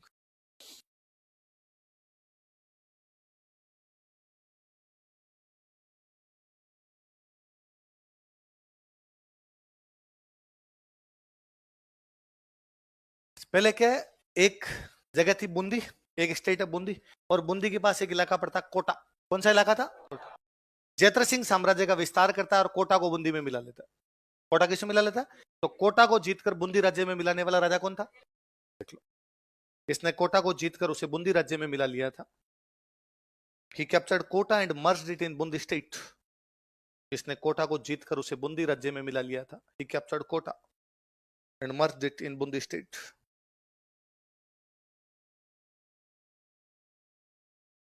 कोटा को जीतकर उसे बूंदी राज्य में मिला लिया था। He captured Kota and merged it in Bundi state.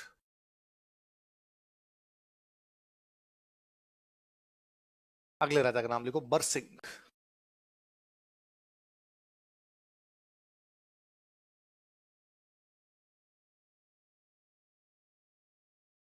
अगला राजा कौन है, बरसिंह।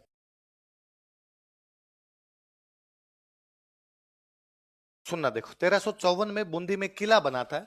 उस बूंदी के किले का नाम है तारागढ़। क्या नाम है, राजस्थान में 2 तारागढ़ है, एक तारागढ़ अजमेर, एक तारागढ़ बूंदी। अजमेर का तारागढ़ इसलिए तारागढ़ कहलाता है क्योंकि उड़ना राजकुमार पृथ्वीराज की रानी तारा वहां पर रहती थी। बूंदी का तारागढ़ इसलिए तारागढ़ कहलाता है क्योंकि दूर से देखने पर वो तारे के जैसा दिखता है। कैसा दिखता है, शाइनिंग स्टार के जैसा दिखाई देता है, इसलिए नाम ही क्या पड़ गया उसका, तारागढ़। लिखो 1354 ईस्वी में, इन 1354 एडी, 1354 ईस्वी में, 1354 AD। इसने बूंदी में तारागढ़ किले का निर्माण करवाया। He built Taragarh fort at Bundi. इसने बूंदी में तारागढ़ किले का निर्माण करवाया। He built Taragarh fort at Bundi.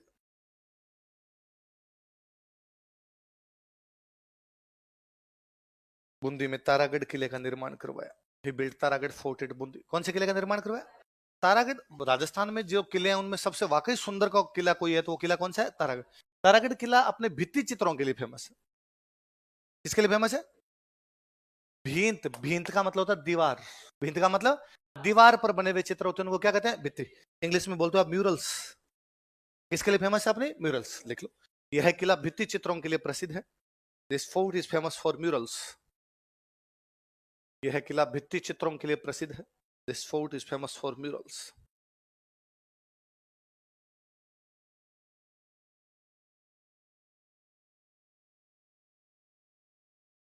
किसके लिए प्रसिद्ध है? भित्ति चित्रों के लिए। कौन सा किला? तारागढ़ किला। किसके लिए फेमस है? म्यूरल्स, भित्ति चित्रों के लिए। याद रह जाएगी बात। चलो अगला राजा का नाम लिखो, सुरजन।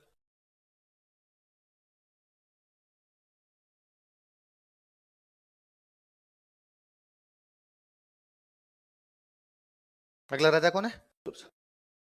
1568 में अकबर चित्तौड़गढ़ का किला जीत चुका है। लेकिन क्या 1568 में अकबर ने चित्तौड़गढ़ का किला जीत लिया तो मेवाड़ महाराणा उदय सिंह ने उसकी अधीनता स्वीकार कर ली? वो पहाड़ियों में बैठ के वेट कर रहा है किधर लड़ने के लिए। तो अकबर ने अपने मंत्रियों संतरियों से बातचीत की कि ऐसा क्या है कि हमने एक राजा की राजधानी छीन ली, फिर भी राजा अधीनता स्वीकार करने के लिए तैयार है? तो उन्होंने कहा साहब मेवाड़ का राणा शक्तिशाली। कैसे? क्या शक्ति है भाई? राजधानी चली गई, पहाड़ों में बैठा है, फिर भी लड़ने के लिए तैयार है। तो साहब अड़ोसी पड़ोसी उसका साथ देते हैं। कौन है उसका सबसे बड़ा दोस्त? कौन है? कि बूंदी का राजा। कहां का राजा है? बूंदी का राजा। कौन था? कहा रहे सुरजन आजकल? कि सुरजन आजकल बैठा रणथंभौर के किले में। कौन से किले में? और वापस सुनो दे। रणथंभौर का किला था हमीर के पास। किसके पास था? हमीर किस वंश का था? चौहान। लेकिन हमीर 1301 के अंदर लड़ता हुआ मारा गया तो इस किले पे कब्जा कर लिया तुर्कों ने। तुर्कों ने कब्जा कर लिया, लेकिन बाद में किला छीन लिया मेवाड़ वालों ने। किसने छीन लिया? इसलिए अपने पढ़ते हैं कि कर्मावती ये किला बहादुर शाह को दे दी थी। पढ़ते हैं अपने। इसका मतलब ये किला किसके पास है? मेवाड़ वालों। बहादुर शाह को जब भगाया तो मेवाड़ वालों ने वापस इस किले पे कब्जा कर लिया। फिर मेवाड़ वालों ने किला दे दिया बूंदी को। किसको दे दिया? क्योंकि बूंदी वाले मेवाड़ वालों की क्या करते हैं? सहायता। फिर रणथंभौर किला किसका था? चौहानों का। बूंदी वाले भी कौन है? चौहान। तो उन्होंने बूंदी वाले सुरजन चौहान को कौन सा किला दे दिया? रणथंभौर। तो रणथंभौर के अंदर कौन बैठा हुआ है? सुरजन।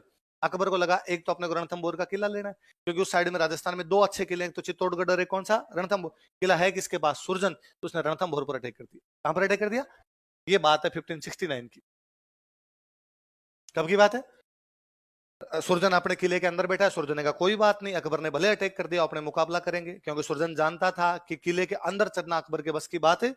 बहुत ऊंचा किला, अकबर चढ़ेगा कैसे इसके अंदर? अकबर भी समझदार था, उसको लगा नीचे बैठे रहेंगे, अंदर चढ़ नहीं पाएंगे, इससे अच्छा बातचीत करके देखते हैं। उसने बातचीत करने के लिए एक बंदे को भेजा, आमेर के भगवंत दास को। किसको भेजा? आमेर का। और भगवंत दास का भाई सुरजन से जाके बात कर। भगवंत दास गए और भगवंत दास ने जाके सुरजन से बातचीत की। भाई सुरजन, तेरे पास सैनिक बहुत थोड़े हैं, 3000 फौजी लेके अकबर की लाखों की सेना का मुकाबला कहां करेगा? आज नहीं तो कल किले के गेट खोलने पड़ेंगे। इससे अच्छा अकबर के साथ संधि कर ले, रणथंभौर का किला उसको दे दे, अकबर का दोस्त बन जा। हमें देख 1562 में दोस्त बन गए, तो कोई टेंशन किसी प्रकार की नहीं, तू भी संधि कर ले। सुरजन इस बात को समझ गया और उसने 1569 में अकबर के साथ क्या कर ली? संधि। कौन सा किला देके? और उसने संधि में एक बात लिखवाई कि मैं अकबर की तरफ से कहीं भी लड़ने के लिए चला जाऊंगा, पर अटक पार नहीं करूंगा। मैं 2-3 दिन पहले कहानी सुना रहा था कि बूंदी के राजा ने कहा था कि मैं अटक पार है। वो बूंदी का राजा कौन था? कौन सा किला देके संधि करता है? कब संधि करता है? 1569। तब अकबर ने अटैक ही कहां पर किया था? रणथंभौर। देख लो, 1569 ईस्वी में, इन 1569 एडी, अकबर ने रणथंभौर पर आक्रमण किया। Akbar attack on Ranthambore. अकबर ने रणथंभौर पर आक्रमण किया। Akbar attack on Ranthambore.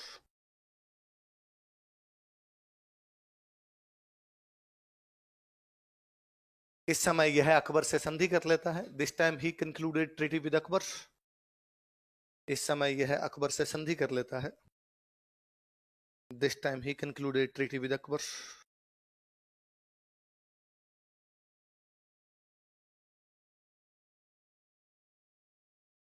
भारमल का पिताजी नहीं है।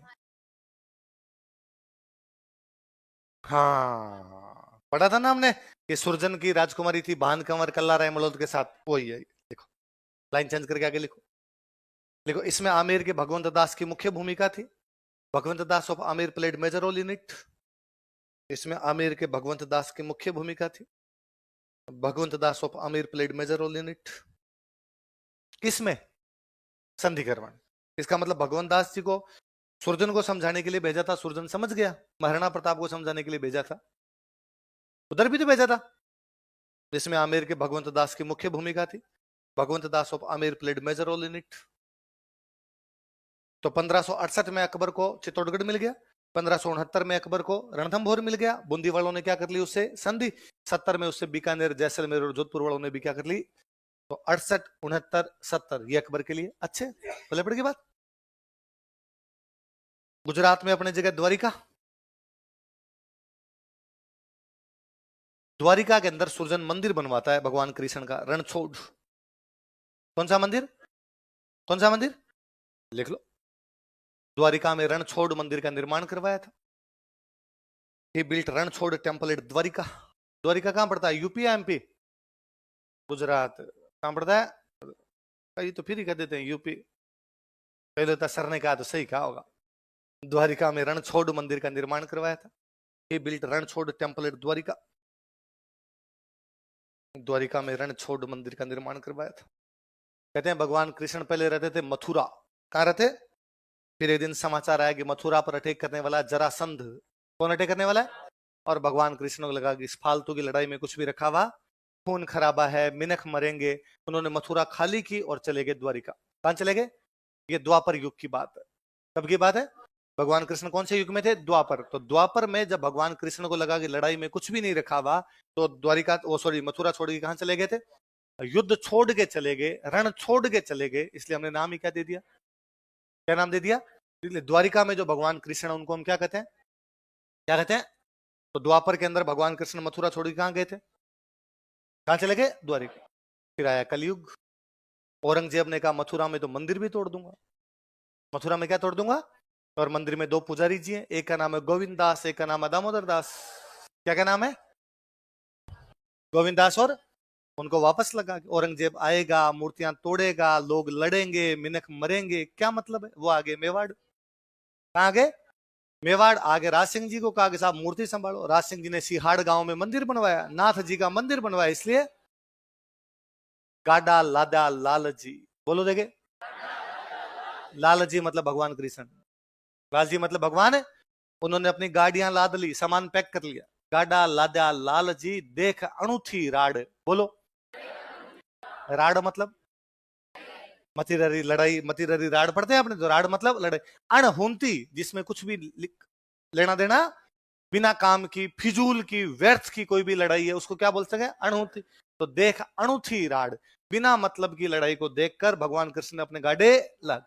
द्वापर में द्वारका, कलयुग में मेवाड़। बोलो देखे।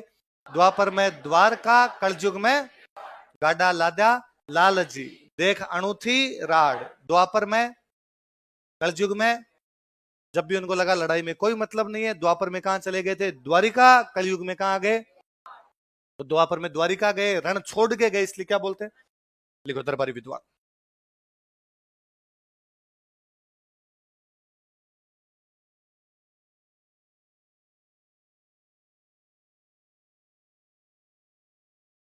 क्या नाम विद्वान का? चंद्रशेखर। किसके दरबार में? किसके दरबार में? सुरजन। तो सुरजन पर एक बुक लिखी, सुरजन चरित। कौन सी बुक लिखी? सुरजन चरित। सुरजन कौन से वंश का था? कौन से वंश का था? और चौहानों में रणथंभौर में एक राजा हुए हमीर, तो अपने किस चीज के लिए फेमस थे? हट के लिए। इसलिए चंद्रशेखर ने उन पे कौन सी बुक लिखी? पढ़ चुके हैं हम। तो चंद्रशेखर की दो किताबें, सुरजन चरित और हमीर हट।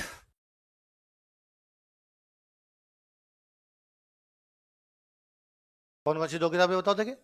सुरजन चरित और हमीर हट। किसकी किताबें? किसके दरबार में था चंद्रशेखर? तो सुरजन पे कौन सी किताब लिखी और हमीर पे कौन सी किताब लिखी? अगला राजा लिखो, बुद्ध सिंह।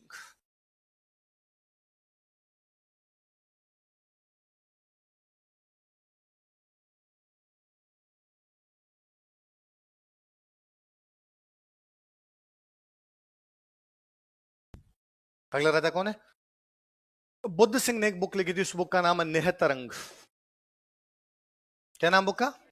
स्टार लगाना है। ये 2000 मतलब पिछला एग्जाम कौन सा होगा? 2021 वाले आरएस का क्वेश्चन था कि नेहतरंग पुस्तक किसने लिखी थी? किसने लिखी थी? बुद्ध सिंह। बूंदी के राजा बुद्ध सिंह ने पुस्तक लिखे, बराबर लिख लो, नेहतरंग।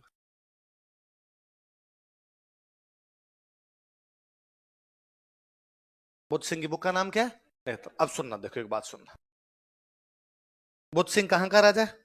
बूंदी। कहां का राजा है? इधर अपने आमेर का राजा है, जयपुर का राजा का तो वो है सवाई जयसिंह। कौन है? तो सवाई जयसिंह की बहन की शादी जो थी बुद्ध सिंह के साथ की हुई थी, उस बहन का नाम था अमर कंवर। क्या नाम था? सवाई जयसिंह की बहन है, बहन का नाम क्या है? अमर कंवर। अमर कंवर की शादी किससे?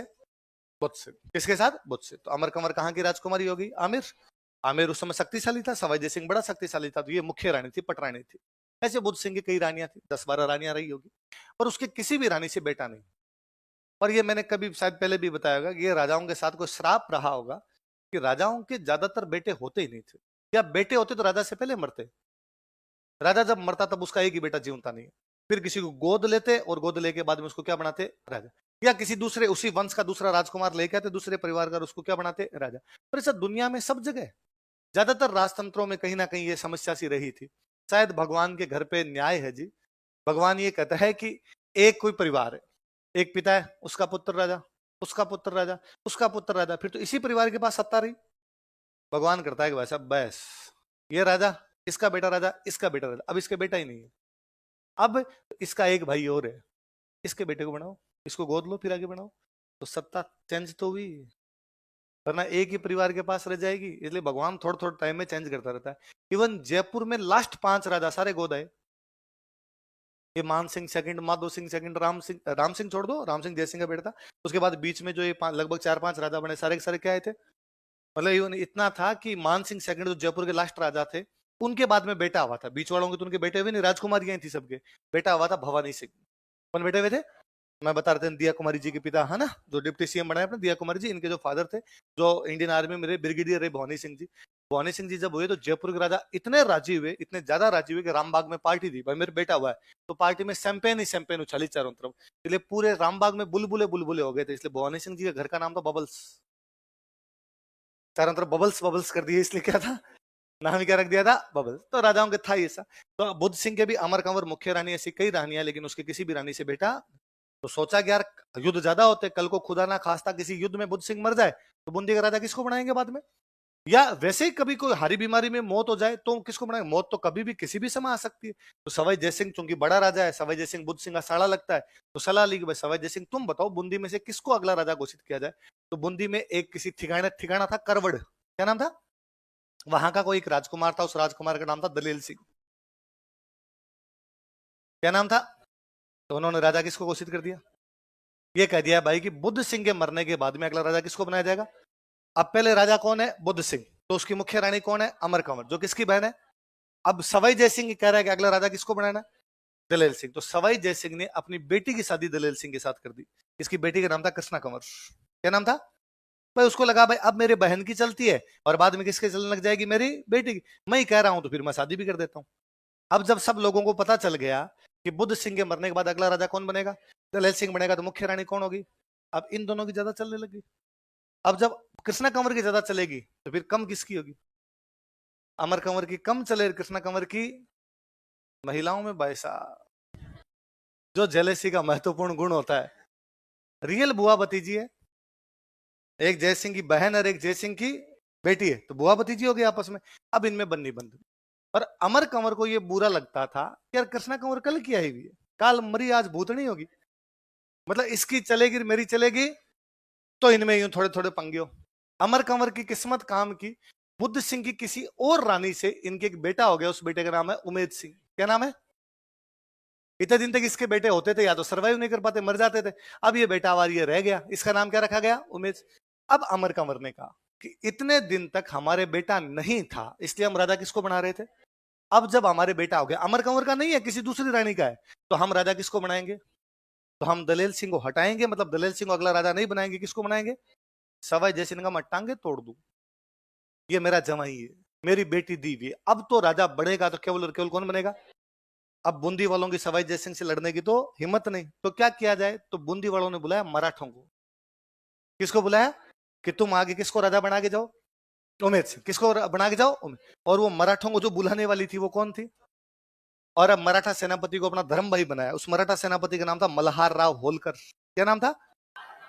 मल्हार राव होलकर को अमर कंवर ने कहा तू मेरे धर्म का भाई है, तू आ और आके हमारे किसको राजा बना के जा? किसको? उमेद सिंह को राजा बना के जा। तो मल्हार राव होलकर ने कहा पर कौन रोक रहा है तुम्हें बनाने से? सवाई जयसिंह रोक रहा है। तो मुझे क्या करना है कि सवाई जयसिंह से लड़, और सवाई जयसिंह से लड़के किसको राजा बना? भाई सवाई जयसिंह किसको बनाना चाहता है? दलेल सिंह। हम किसको बनाना चाहते हैं? उमेद सिंह। तू हमारा साथ दे, हम तेरे को पैसे देंगे। मल्हार राव होलकर ने कहा होल्ड होल्ड होल्ड, अमर कंवर सवाई जयसिंह तुम्हारा भाई है? उसने कहा नाम मत ले उसका, मेरा भाई आज के बाद तू है, ये ले राखी। उसने कहा मैं पैसे लूंगा पूरे, फिर इमोशनल कार्ड नहीं होना चाहिए। अरे कहा पैसे पूरे 100 रुपए एक्स्ट्रा देंगे, तू तो ये राजा बना। तो इसलिए बूंदी में राजा बनाने को लेकर सवाई जयसिंह और मराठे भिड़ गए। सवाई जयसिंह किसको राजा बनाना चाहता है? मराठे किसको बनाना चाहते हैं? किसको बनाना चाहते हैं? उमेद सिंह को बनाना चाहते हैं। बूंदी राजस्थान की पहली रियासत थी जिसमें मराठे राजा बनाने के लिए आ गए थे। इससे पहले मराठे आते तो थे पर लड़ने के लिए, ईश्वरी सिंह की तरफ से आ गए, माधो सिंह की तरफ से आ गए, चौथ ले गए, लेकिन पहली बार राजा बनाने के लिए कहीं पर आ गए थे तो कहां आ गए? हालांकि जब तक सवाई जयसिंह जिंदा रहा उसने राजा बना के रखा दलेल सिंह को। किसको बना के रखा? इसलिए हम पढ़ते हैं कि हुरडा सम्मेलन में बूंदी से कौन है? लेकिन सवाई जयसिंह के मरने के बाद ईश्वरी सिंह बना। ईश्वरी सिंह ने कहा मैं भी किसको बनाऊंगा? दलेल सिंह। लेकिन बाद में ईश्वरी सिंह बगरू के युद्ध में हार गया, इसलिए बाद में उसको स्वीकार करना पड़ा कि बूंदी का राजा कौन है। पढ़ा हमने? जुड़ गई कड़ियां सारी। देखो, बूंदी का उत्तराधिकार संघर्ष, succession struggle of Bundi. Bundi का उत्तराधिकार संघर्ष, succession struggle of Bundi.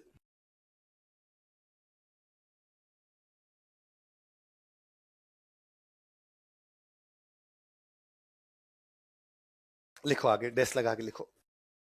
Buddha Singh के दो पुत्रों में उत्तराधिकार संघर्ष हुआ। There was a succession struggle between two sons of Buddh Singh. Buddh Singh के दो पुत्रों में उत्तराधिकार संघर्ष हुआ। There was a succession struggle between two sons of Buddh Singh.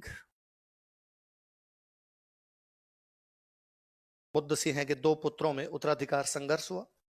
There was a succession struggle between two sons of Buddh Singh. A और बी लगा के दोनों के नाम लिखो, दलेल सिंह और उमेद सिंह। पर दलेल सिंह के क्वेश्चन में लिखना दत्तक पुत्र।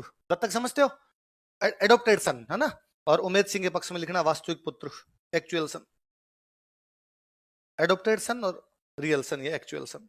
दत्तक पुत्र और वास्तविक पुत्र।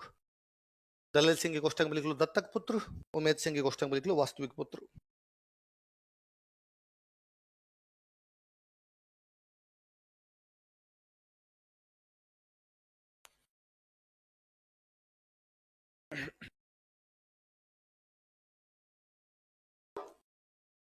दत्तक पुत्र और वास्तविक पुत्र। तो किसको कौन तो दत्तक पुत्र है?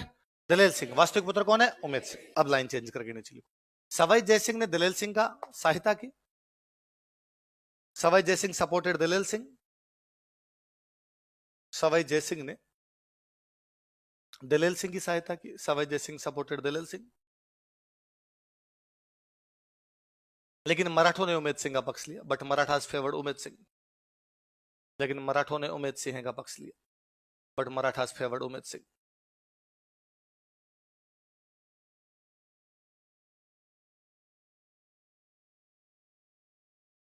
मराठों ने उमेद सिंह का पक्ष लिया, बट मराठास फेवर्ड उमेद सिंह।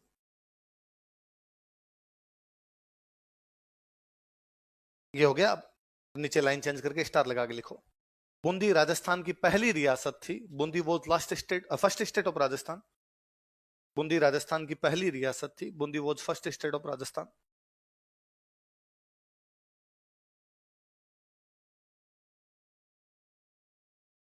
जिसकी आंतरिक राजनीति में मराठों ने हस्तक्षेप किया था। Whose internal politics was interfered by Marathas.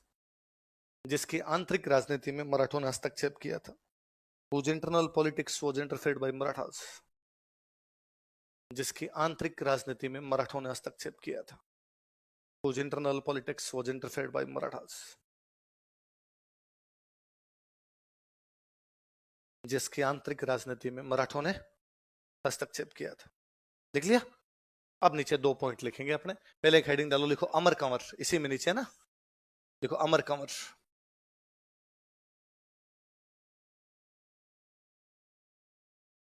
अमर कंवर यह सवाई जयसिंह की बहन तथा बुद्ध सिंह की रानी थी। She was sister of Sawai Jaisingh and queen of Buddh Singh. यह सवाई जयसिंह की बहन तथा बुद्ध सिंह की रानी थी। She was sister of Sawai Jaisingh and queen of Buddh Singh.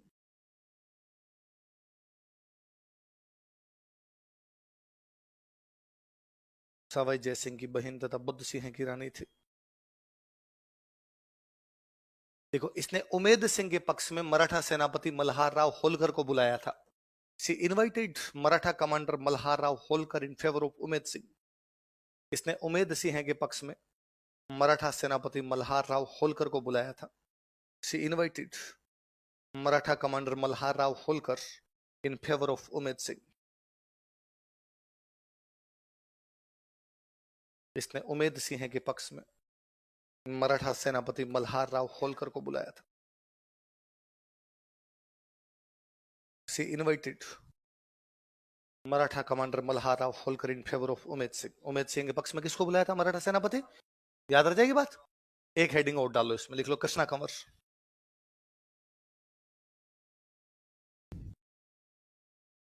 Krishna Kanwar लिख लो। यह सवाई जयसिंह की पुत्री तथा दलेल सिंह की रानी थी। She was daughter of Sawai Jaisingh and queen of Dalel Singh. यह सवाई जयसिंह की पुत्री तथा दलेल सिंह की रानी थी। She was daughter of Sawai Jaisingh and queen of Dalel Singh.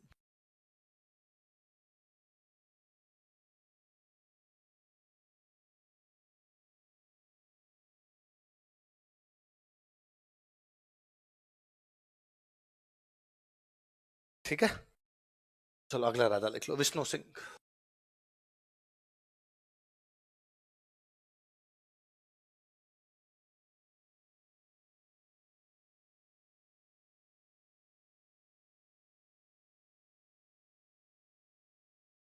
देखो 1818 ईस्वी में, इन 1880 1818 ईस्वी में, इन 1880 इसने अंग्रेजों के साथ ही कंक्लूडेड, इसने अंग्रेजों के साथ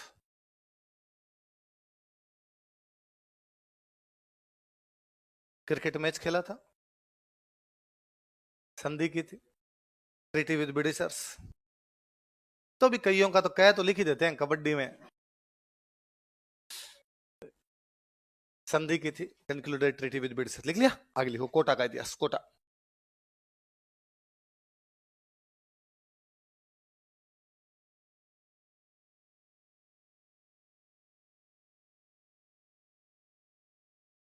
बूंदी में कौन सा वंश था? कौन सी ब्रांच थी? सेम। कोटा में कौन सा वंश है? चौहान। उनकी ब्रांच कौन सी है? आड़ा। बूंदी में भी आड़ा, कोटा में भी आड़ा, इसलिए पूरा इलाका कहलाया हाड़ौती। पूरा इलाका क्या कहलाया? तो कोटा बूंदी का इलाका क्या कहलाता? राजस्थान में हाड़ौती, क्योंकि वहां पे किसका राज रहा था? हाड़ाओं का, जो कि कौन से वंश के थे? चौहान। लिखो, कोटा में चौहान वंश की हाड़ा शाखा का शासन था। Hada branch of Chauhan dynasty ruled over Kota.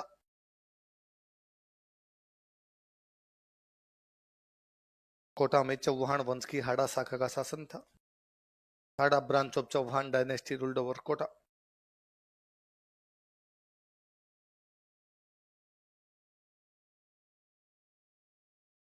पहला बंदा लिखो, माधो सिंह।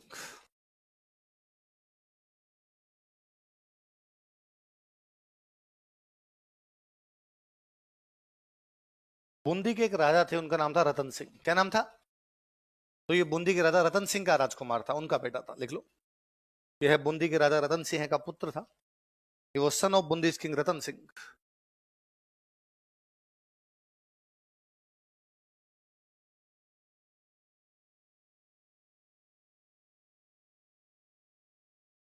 यह बूंदी के राजा रतन सिंह का पुत्र था।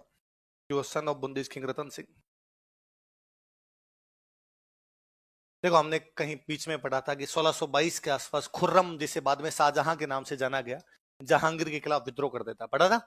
और हमने पढ़ा था कि उसने उदयपुर के जगमंदिर में आके शरण ली थी। पढ़ा था कुछ। फिर वो जगमंदिर से भी यहां से भाग गया था। जहांगीर ने जिस राजा को शाहजहां को पकड़ने के लिए लगाया वो रतन सिंह है। वो कौन है? बूंदी के रतन सिंह को कहा शाहजहां को पकड़ तू, और बूंदी का रतन सिंह शाहजहां को पकड़ लेता है। पकड़ने के बाद उसने जहांगीर कहा भाई तेरी बेलखनी औलाद को पकड़ ली मैंने, अब क्या करना है? उसने कहा जेल में डाल दे। तो रतन सिंह ने शाहजहां को किस में डाल दिया? जेल। और अपने एक बेटे की ड्यूटी लगा दी कि तू ध्यान रखेगा इसका। उस बेटे का नाम था हरि सिंह। क्या नाम था? अब हरि सिंह का काम किसका ध्यान रखना है? शाहजहां। शाहजहां किस में बैठा है? जेल में। कौन से राजा ने ड्यूटी लगा दी? जहांगीर। बूंदी कौन से राजा की? रतन सिंह। रतन सिंह ने अपने कौन से बेटे को सौंप दिया? हरि सिंह। हरि सिंह इस मामले में बड़ा बदमाश आदमी। हरि सिंह दिल्ली शाम को 8 बजे शाहजहां को बाहर निकालो जेल से। उसको शाहजहां को जेल से बाहर निकालते, बाहर निकाल कहते पैक बना के ला, पापड़ सेक, चने सेक के ला। और बेचारे शाहजहां को जब तक वो रात को सोता नहीं खड़ा रहता, खड़ा रहे, शाहजहां बेटा खड़ा रहता वहां पे। फिर दिन शाहजहां को गुस्सा आया और शाहजहां ने कहा कि यार ये क्या तरीका है, मैं शहजादा हूं, मैं प्रिंस हूं, मुगल बादशाह का बेटा हूं, और तुम मेरे से ऐसे पापड़ कैसे सिखवा सकता है? ठीक है जेल में बंद है तो है, पर ऐसे काम कैसे करवा सकता है? उसने कहा अच्छा तुम प्रिंस है? उसने कहा घुंघरू लाओ रे। उसने शाहजहां के घुंघरू बांधे और कहा नाच, पूरी रात नाचेगा, तेरी एडियां जब तक चलेगी तब तक जान है, वरना गोली मार दूंगा मैं। शाहजहां बाबड़ा पूरी रात नाचा और बीच में शाहजहां ने कोई बोलने की कोशिश की तो उसने कूटा शाहजहां को, नाक तोड़ दी उसकी। अब शाहजहां को जेल में डाल दिया। सुबह रतन सिंह बूंदी का जो राजा है शाहजहां से मिलने के लिए आया, तो उसके नाक से यूं खून बह रहा, सूजा हुआ मुंह उसका। तो उसने पूछा रतन सिंह ने, भाई शहजादे प्रिंस तुम्हारी ये हालत कैसे हुई? और शहजहां बापड़ा ढहा ढहा करके रोया।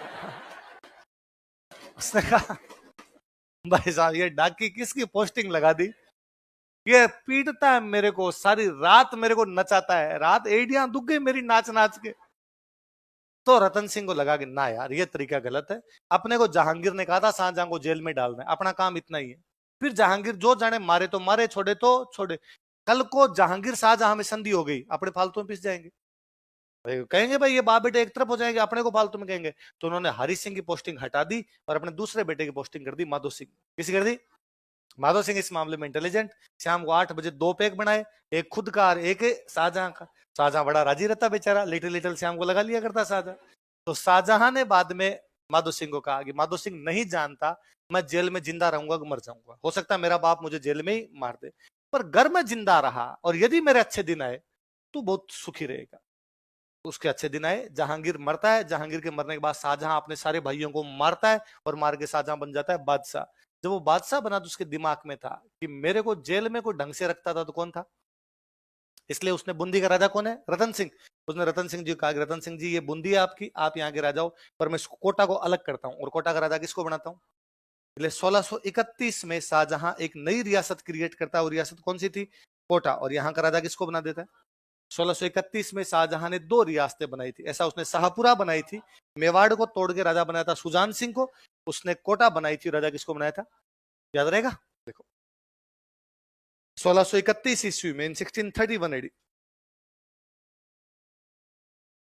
1631 ईस्वी में 1631 एडी, मुगल बादशाह शाहजहां ने, मुगल एम्परर शाहजहां, मुगल बादशाह शाहजहां ने, Mughal emperor Shahjahan,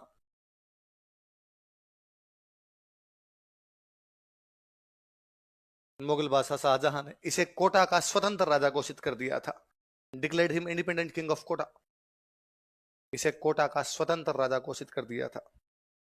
declared him independent king of Kota. इसे कोटा का स्वतंत्र राजा घोषित कर दिया था। Declared him independent king of Kota. Kota क्या घोषित कर दिया? फिर शाहजहां ने इसको लड़ने के लिए भेजा था मध्य एशिया। कहां भेजा था? मध्य एशिया, वहां पे लड़ने के लिए भेजा था। और साथ में अपने एक बेटे को और भेजा, मुराद। किसको भेजा? मध्य एशिया मतलब ईरान इराक वाला ये जो इलाका है, मुराद को भेजा। और ये जीत गया था। और वहां जीतने के बाद मुराद जो था वो वापस भाग के आ गया, उसको लड़ाई में डर लगा, वापस भाग के आ गया। ये अकेला वहां पर बैठा था। अब जब अकेला मध्य एशिया में बैठा था तो मध्य एशिया वाले जो हारे थे बदला लेंगे, तो मध्य एशिया वाले थोड़े दिन वापस आ गए किले पे कब्जा करने के लिए। तो माधो सिंह वहां किले के अंदर ही बैठा रहा। मुराद भाग के आ गया, पर इसने कहा नहीं, यहाँ तो जान जाएगी, जब तक जान नहीं जाएगी तब तक मैं किला किसी को दूंगा नहीं। पर माधो सिंह जब वहां गिरने लगा तो माधो सिंह शाहजहां को मैसेज करता है। शाहजहां कहता है कि शाहजहां तूने हमें भेजा था यहाँ पे तेरे बेटे मुराद के साथ, वो तो नाम मुराद निकला और वो तो यहाँ से भाग गया, पर मैं किले में बैठा हूँ। यदि तू ऑर्डर दे किले में रहना तो मैं मर जाऊंगा, लेकिन किला छोड़ूंगा नहीं। परिस्थिति अपनी खराब है, तू कहे तो हम किला खाली कर सकते हैं, तू कहेगा तो हम किले में रह लेंगे। शाहजहां बड़ा राजी होता है, उसको लगता है यार कोई आदमी जान देने के लिए तैयार है कि मैं किला नहीं छोड़ के आऊंगा। फिर शाहजहां अपने दूसरे बेटे को यहाँ से भेजता कि जाओ माधो सिंह की सहायता करो। वो बेटा है औरंगजेब। कौन है? औरंगजेब को यहाँ से भेजता है और औरंगजेब को साथ में घोड़ा देता है कि घोड़ा मेरी तरफ से माधो सिंह को गिफ्ट में देना। उस घोड़े का नाम था बाद रफ्तार। क्या नाम था? हवा की रफ्तार से दौड़ने वाला घोड़ा था, इसलिए घोड़े का नाम क्या है? बाद रफ्तार। क्या जीतने की वजह से बाद रफ्तार दिया गया? मध्य एशिया। क्या जीतने के बाद? देखो, मध्य एशिया अभियान की सफलता के बाद, after success of middle Asia campaign या सेंट्रल एशिया कैंपेन, मध्य एशिया अभियान की सफलता के बाद, after success of central Asia campaign, मध्य एशिया अभियान की सफलता के बाद, after success of central Asia campaign,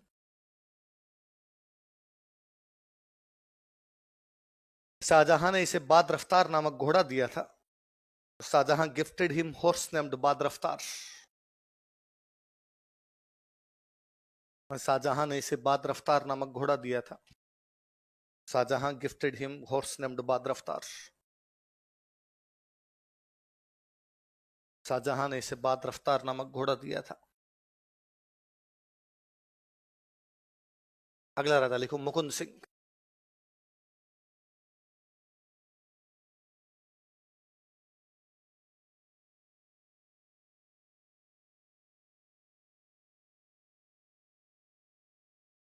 अगला राजा कौन है? मुकुंद सिंह। मुकुंद सिंह एक तो कोटा में एक महल बनवाता है, अबली मीणी का महल। कौन सा बनवाता है? लिख लो। इसने कोटा में अबली मीणी का महल बनवाया था। He built Abli Mini palace at Kota. इसने कोटा में अबली मीणी का महल बनवाया था। He built Abli Mini palace at Kota.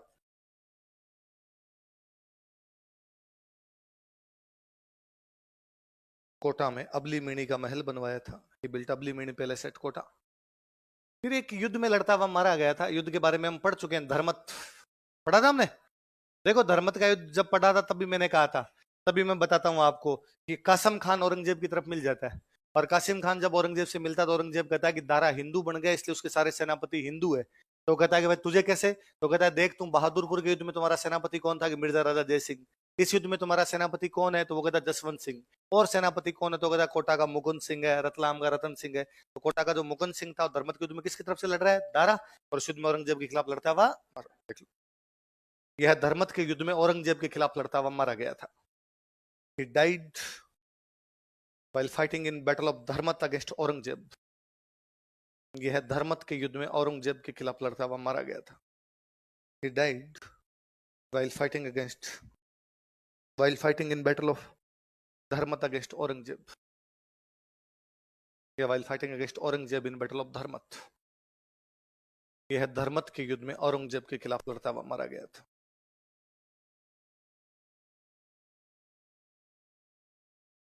अगला राजा लिखो भीम सिंह।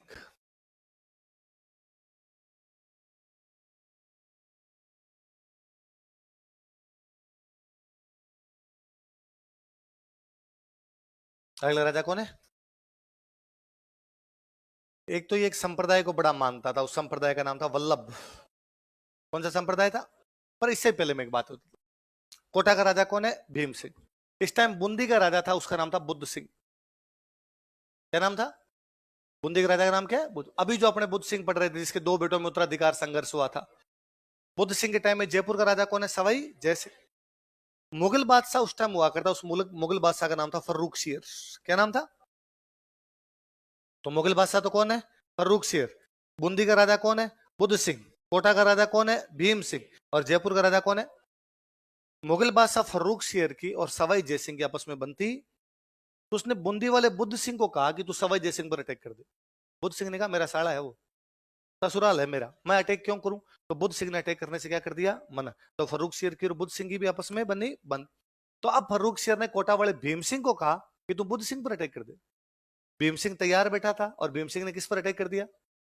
उसने बूंदी को जीता, और बूंदी को जीतने के बाद बूंदी का नाम बदल के किया फर्रुखाबाद। क्या नाम किया? क्यों किया फर्रुखाबाद? क्योंकि किसके कहने पर आक्रमण हुआ था? किसके कहने पर? और यहां से दो तोपें उठा के लेके आया था। तोपों के नाम बड़े जोरदार है। एक तोप का नाम था धूलदानी। क्या नाम था? इधर पश्चिमी राजस्थान के अंदर कोई भयंकर बेइज्जती होती है, उसको कहते हैं कि धूल धनी होगी, चारों तरफ मिट्टी मिट्टी होगी, कुछ भी बचा इज्जत के अंदर नहीं, कांकरे ही हो गए पूरे एकदम। एक का नाम था कड़क बिजली। क्या नाम था? तोप उतनी कड़क है जितनी कड़क क्या होती है। तो दो कौन कौन सी तोपें लेके गया था? कहां से? बूंदी के कौन से राजा को हराया और बूंदी का नाम बदल के फर्रुखाबादी क्यों किया? फर्रुखसियर राजी हुआ और फर्रुखसियर ने इसको एक किला गिफ्ट में दिया था, शेरगढ़। कौन सा किला दिया? 12 जिले के अंदर एक किला पड़ता है, कौन सा किला है ये? किसको गिफ्ट में मिला? किसको? भीम सिंह। किसने दिया? क्योंकि उसने फर्रुखसियर के कहने पर कहां कब्जा किया था। भले बड़ी बात। देखो, मुगल बादशाह फर्रुखसियर के कहने पर, on advice of Mughal emperor Farrukhsiyar, वही वही वही वही लिख लेते। मुगल बादशाह फर्रुखसियर के कहने पर, on advice of Mughal emperor Farrukhsiyar, इसने बूंदी के राजा बुद्ध सिंह को हराया। He defeated Bundi's king Buddha Singh. इसने बूंदी के राजा बुद्ध सिंह को हराया। He defeated Bundi's king Buddha Singh. Bundi के राजा बुद्ध सिंह को हराया। He defeated Bundi's king Buddha Singh.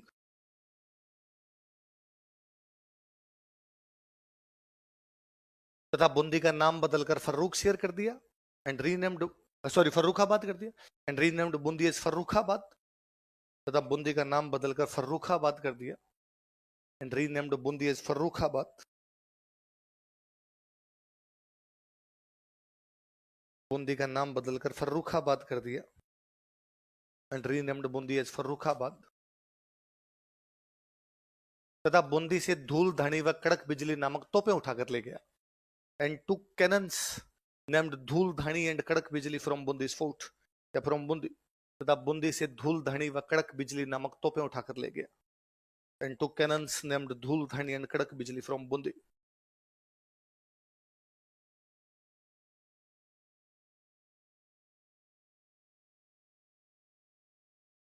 तथा बूंदी से धूल धनी व कड़क बिजली नामक तोपें उठाकर ले गया एंड टू कैनन्स नेम्ड धूल धनी एंड कड़क बिजली फ्रॉम बूंदी। लाइन चेंज करके लिखो। फर्रुखसियर ने इसे शेरगढ़ किला दिया। शेरगढ़ कहां पड़ता है? Farrukhsiyar gifted him Shergarh fort. Farrukhsiyar ने इसे शेरगढ़ किला दिया। Farrukhsiyar gifted him Shergarh fort.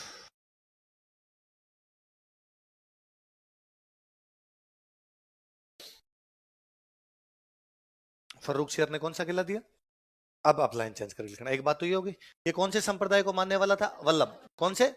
लिखो, यह है वल्लभ संप्रदाय का अनुयायी था। He was follower of Vallabh sect या disciple of Vallabh sect. He was disciple of Vallabh sect. यह वल्लभ संप्रदाय का अनुयायी था। He was disciple of Vallabh sect. यह वल्लभ संप्रदाय का अनुयायी था। हमने पढ़ा था किशनगढ़ वाला सावन सिंह वल्लभ संप्रदाय का अनुयायी था, इसलिए नाम बदल के कर लिया था नागरीदास। क्या कर लिया था? वल्लभ संप्रदाय वाले कौन से भगवान को मानते हैं? कृष्ण। इसलिए इसने खुद का नाम बदल कर लिया कृष्णदास। क्या कर लिया? लिख लो, इसने खुद का नाम बदलकर कृष्णदास कर लिया था। He changed his name as Krishnadas. इसने स्वयं का नाम बदलकर कृष्णदास कर लिया था। He changed his name as Krishnadas.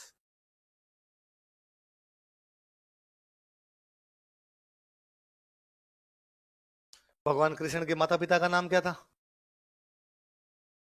Vasudev और देवकी। पर उनको पालने वाले कौन थे? बाबा नंद और मैया यशोदा। तो इसने कोटा का नाम बदल के किया था नंदग्राम। क्या किया था? और ये जो शेरगढ़ मिला, इस शेरगढ़ का नाम बदल के कर दिया था बरसाना। क्या कर दिया? ये मथुरा के पास बरसाना है अपने, तो शेरगढ़ का नाम बदल के तो क्या कर दिया? बरसाना। और कोटा का नाम बदल के देख लो, इसने कोटा का नाम बदलकर नंदग्राम तथा शेरगढ़ का नाम बदलकर बरसाना कर दिया था। He renamed Kota is Nandgram and Shergarh is Barsana. इसने कोटा का नाम बदलकर नंदग्राम तथा शेरगढ़ का नाम बदलकर बरसाना कर दिया था। He renamed Kota is Nandgram and Shergarh is Barsana. इसने कोटा का नाम बदलकर नंदग्राम तथा शेरगढ़ का नाम बदलकर क्या कर दिया? बरसाना। इसने 12 में एक मंदिर बनवाया था भगवान कृष्ण का, सांवरिया जी। कौन सा मंदिर बनाया? कहां पर? लिख लो, इसने 12 में सांवरिया जी मंदिर का निर्माण करवाया। He built Sanwariya ji temple at 12। इसने 12 में सांवरिया जी मंदिर का निर्माण करवाया। He build Sanwariya ji temple at 12।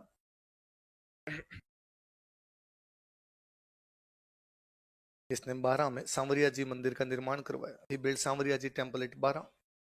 12 में कौन सा मंदिर बनवाया? चलो बाकी कल पढ़े।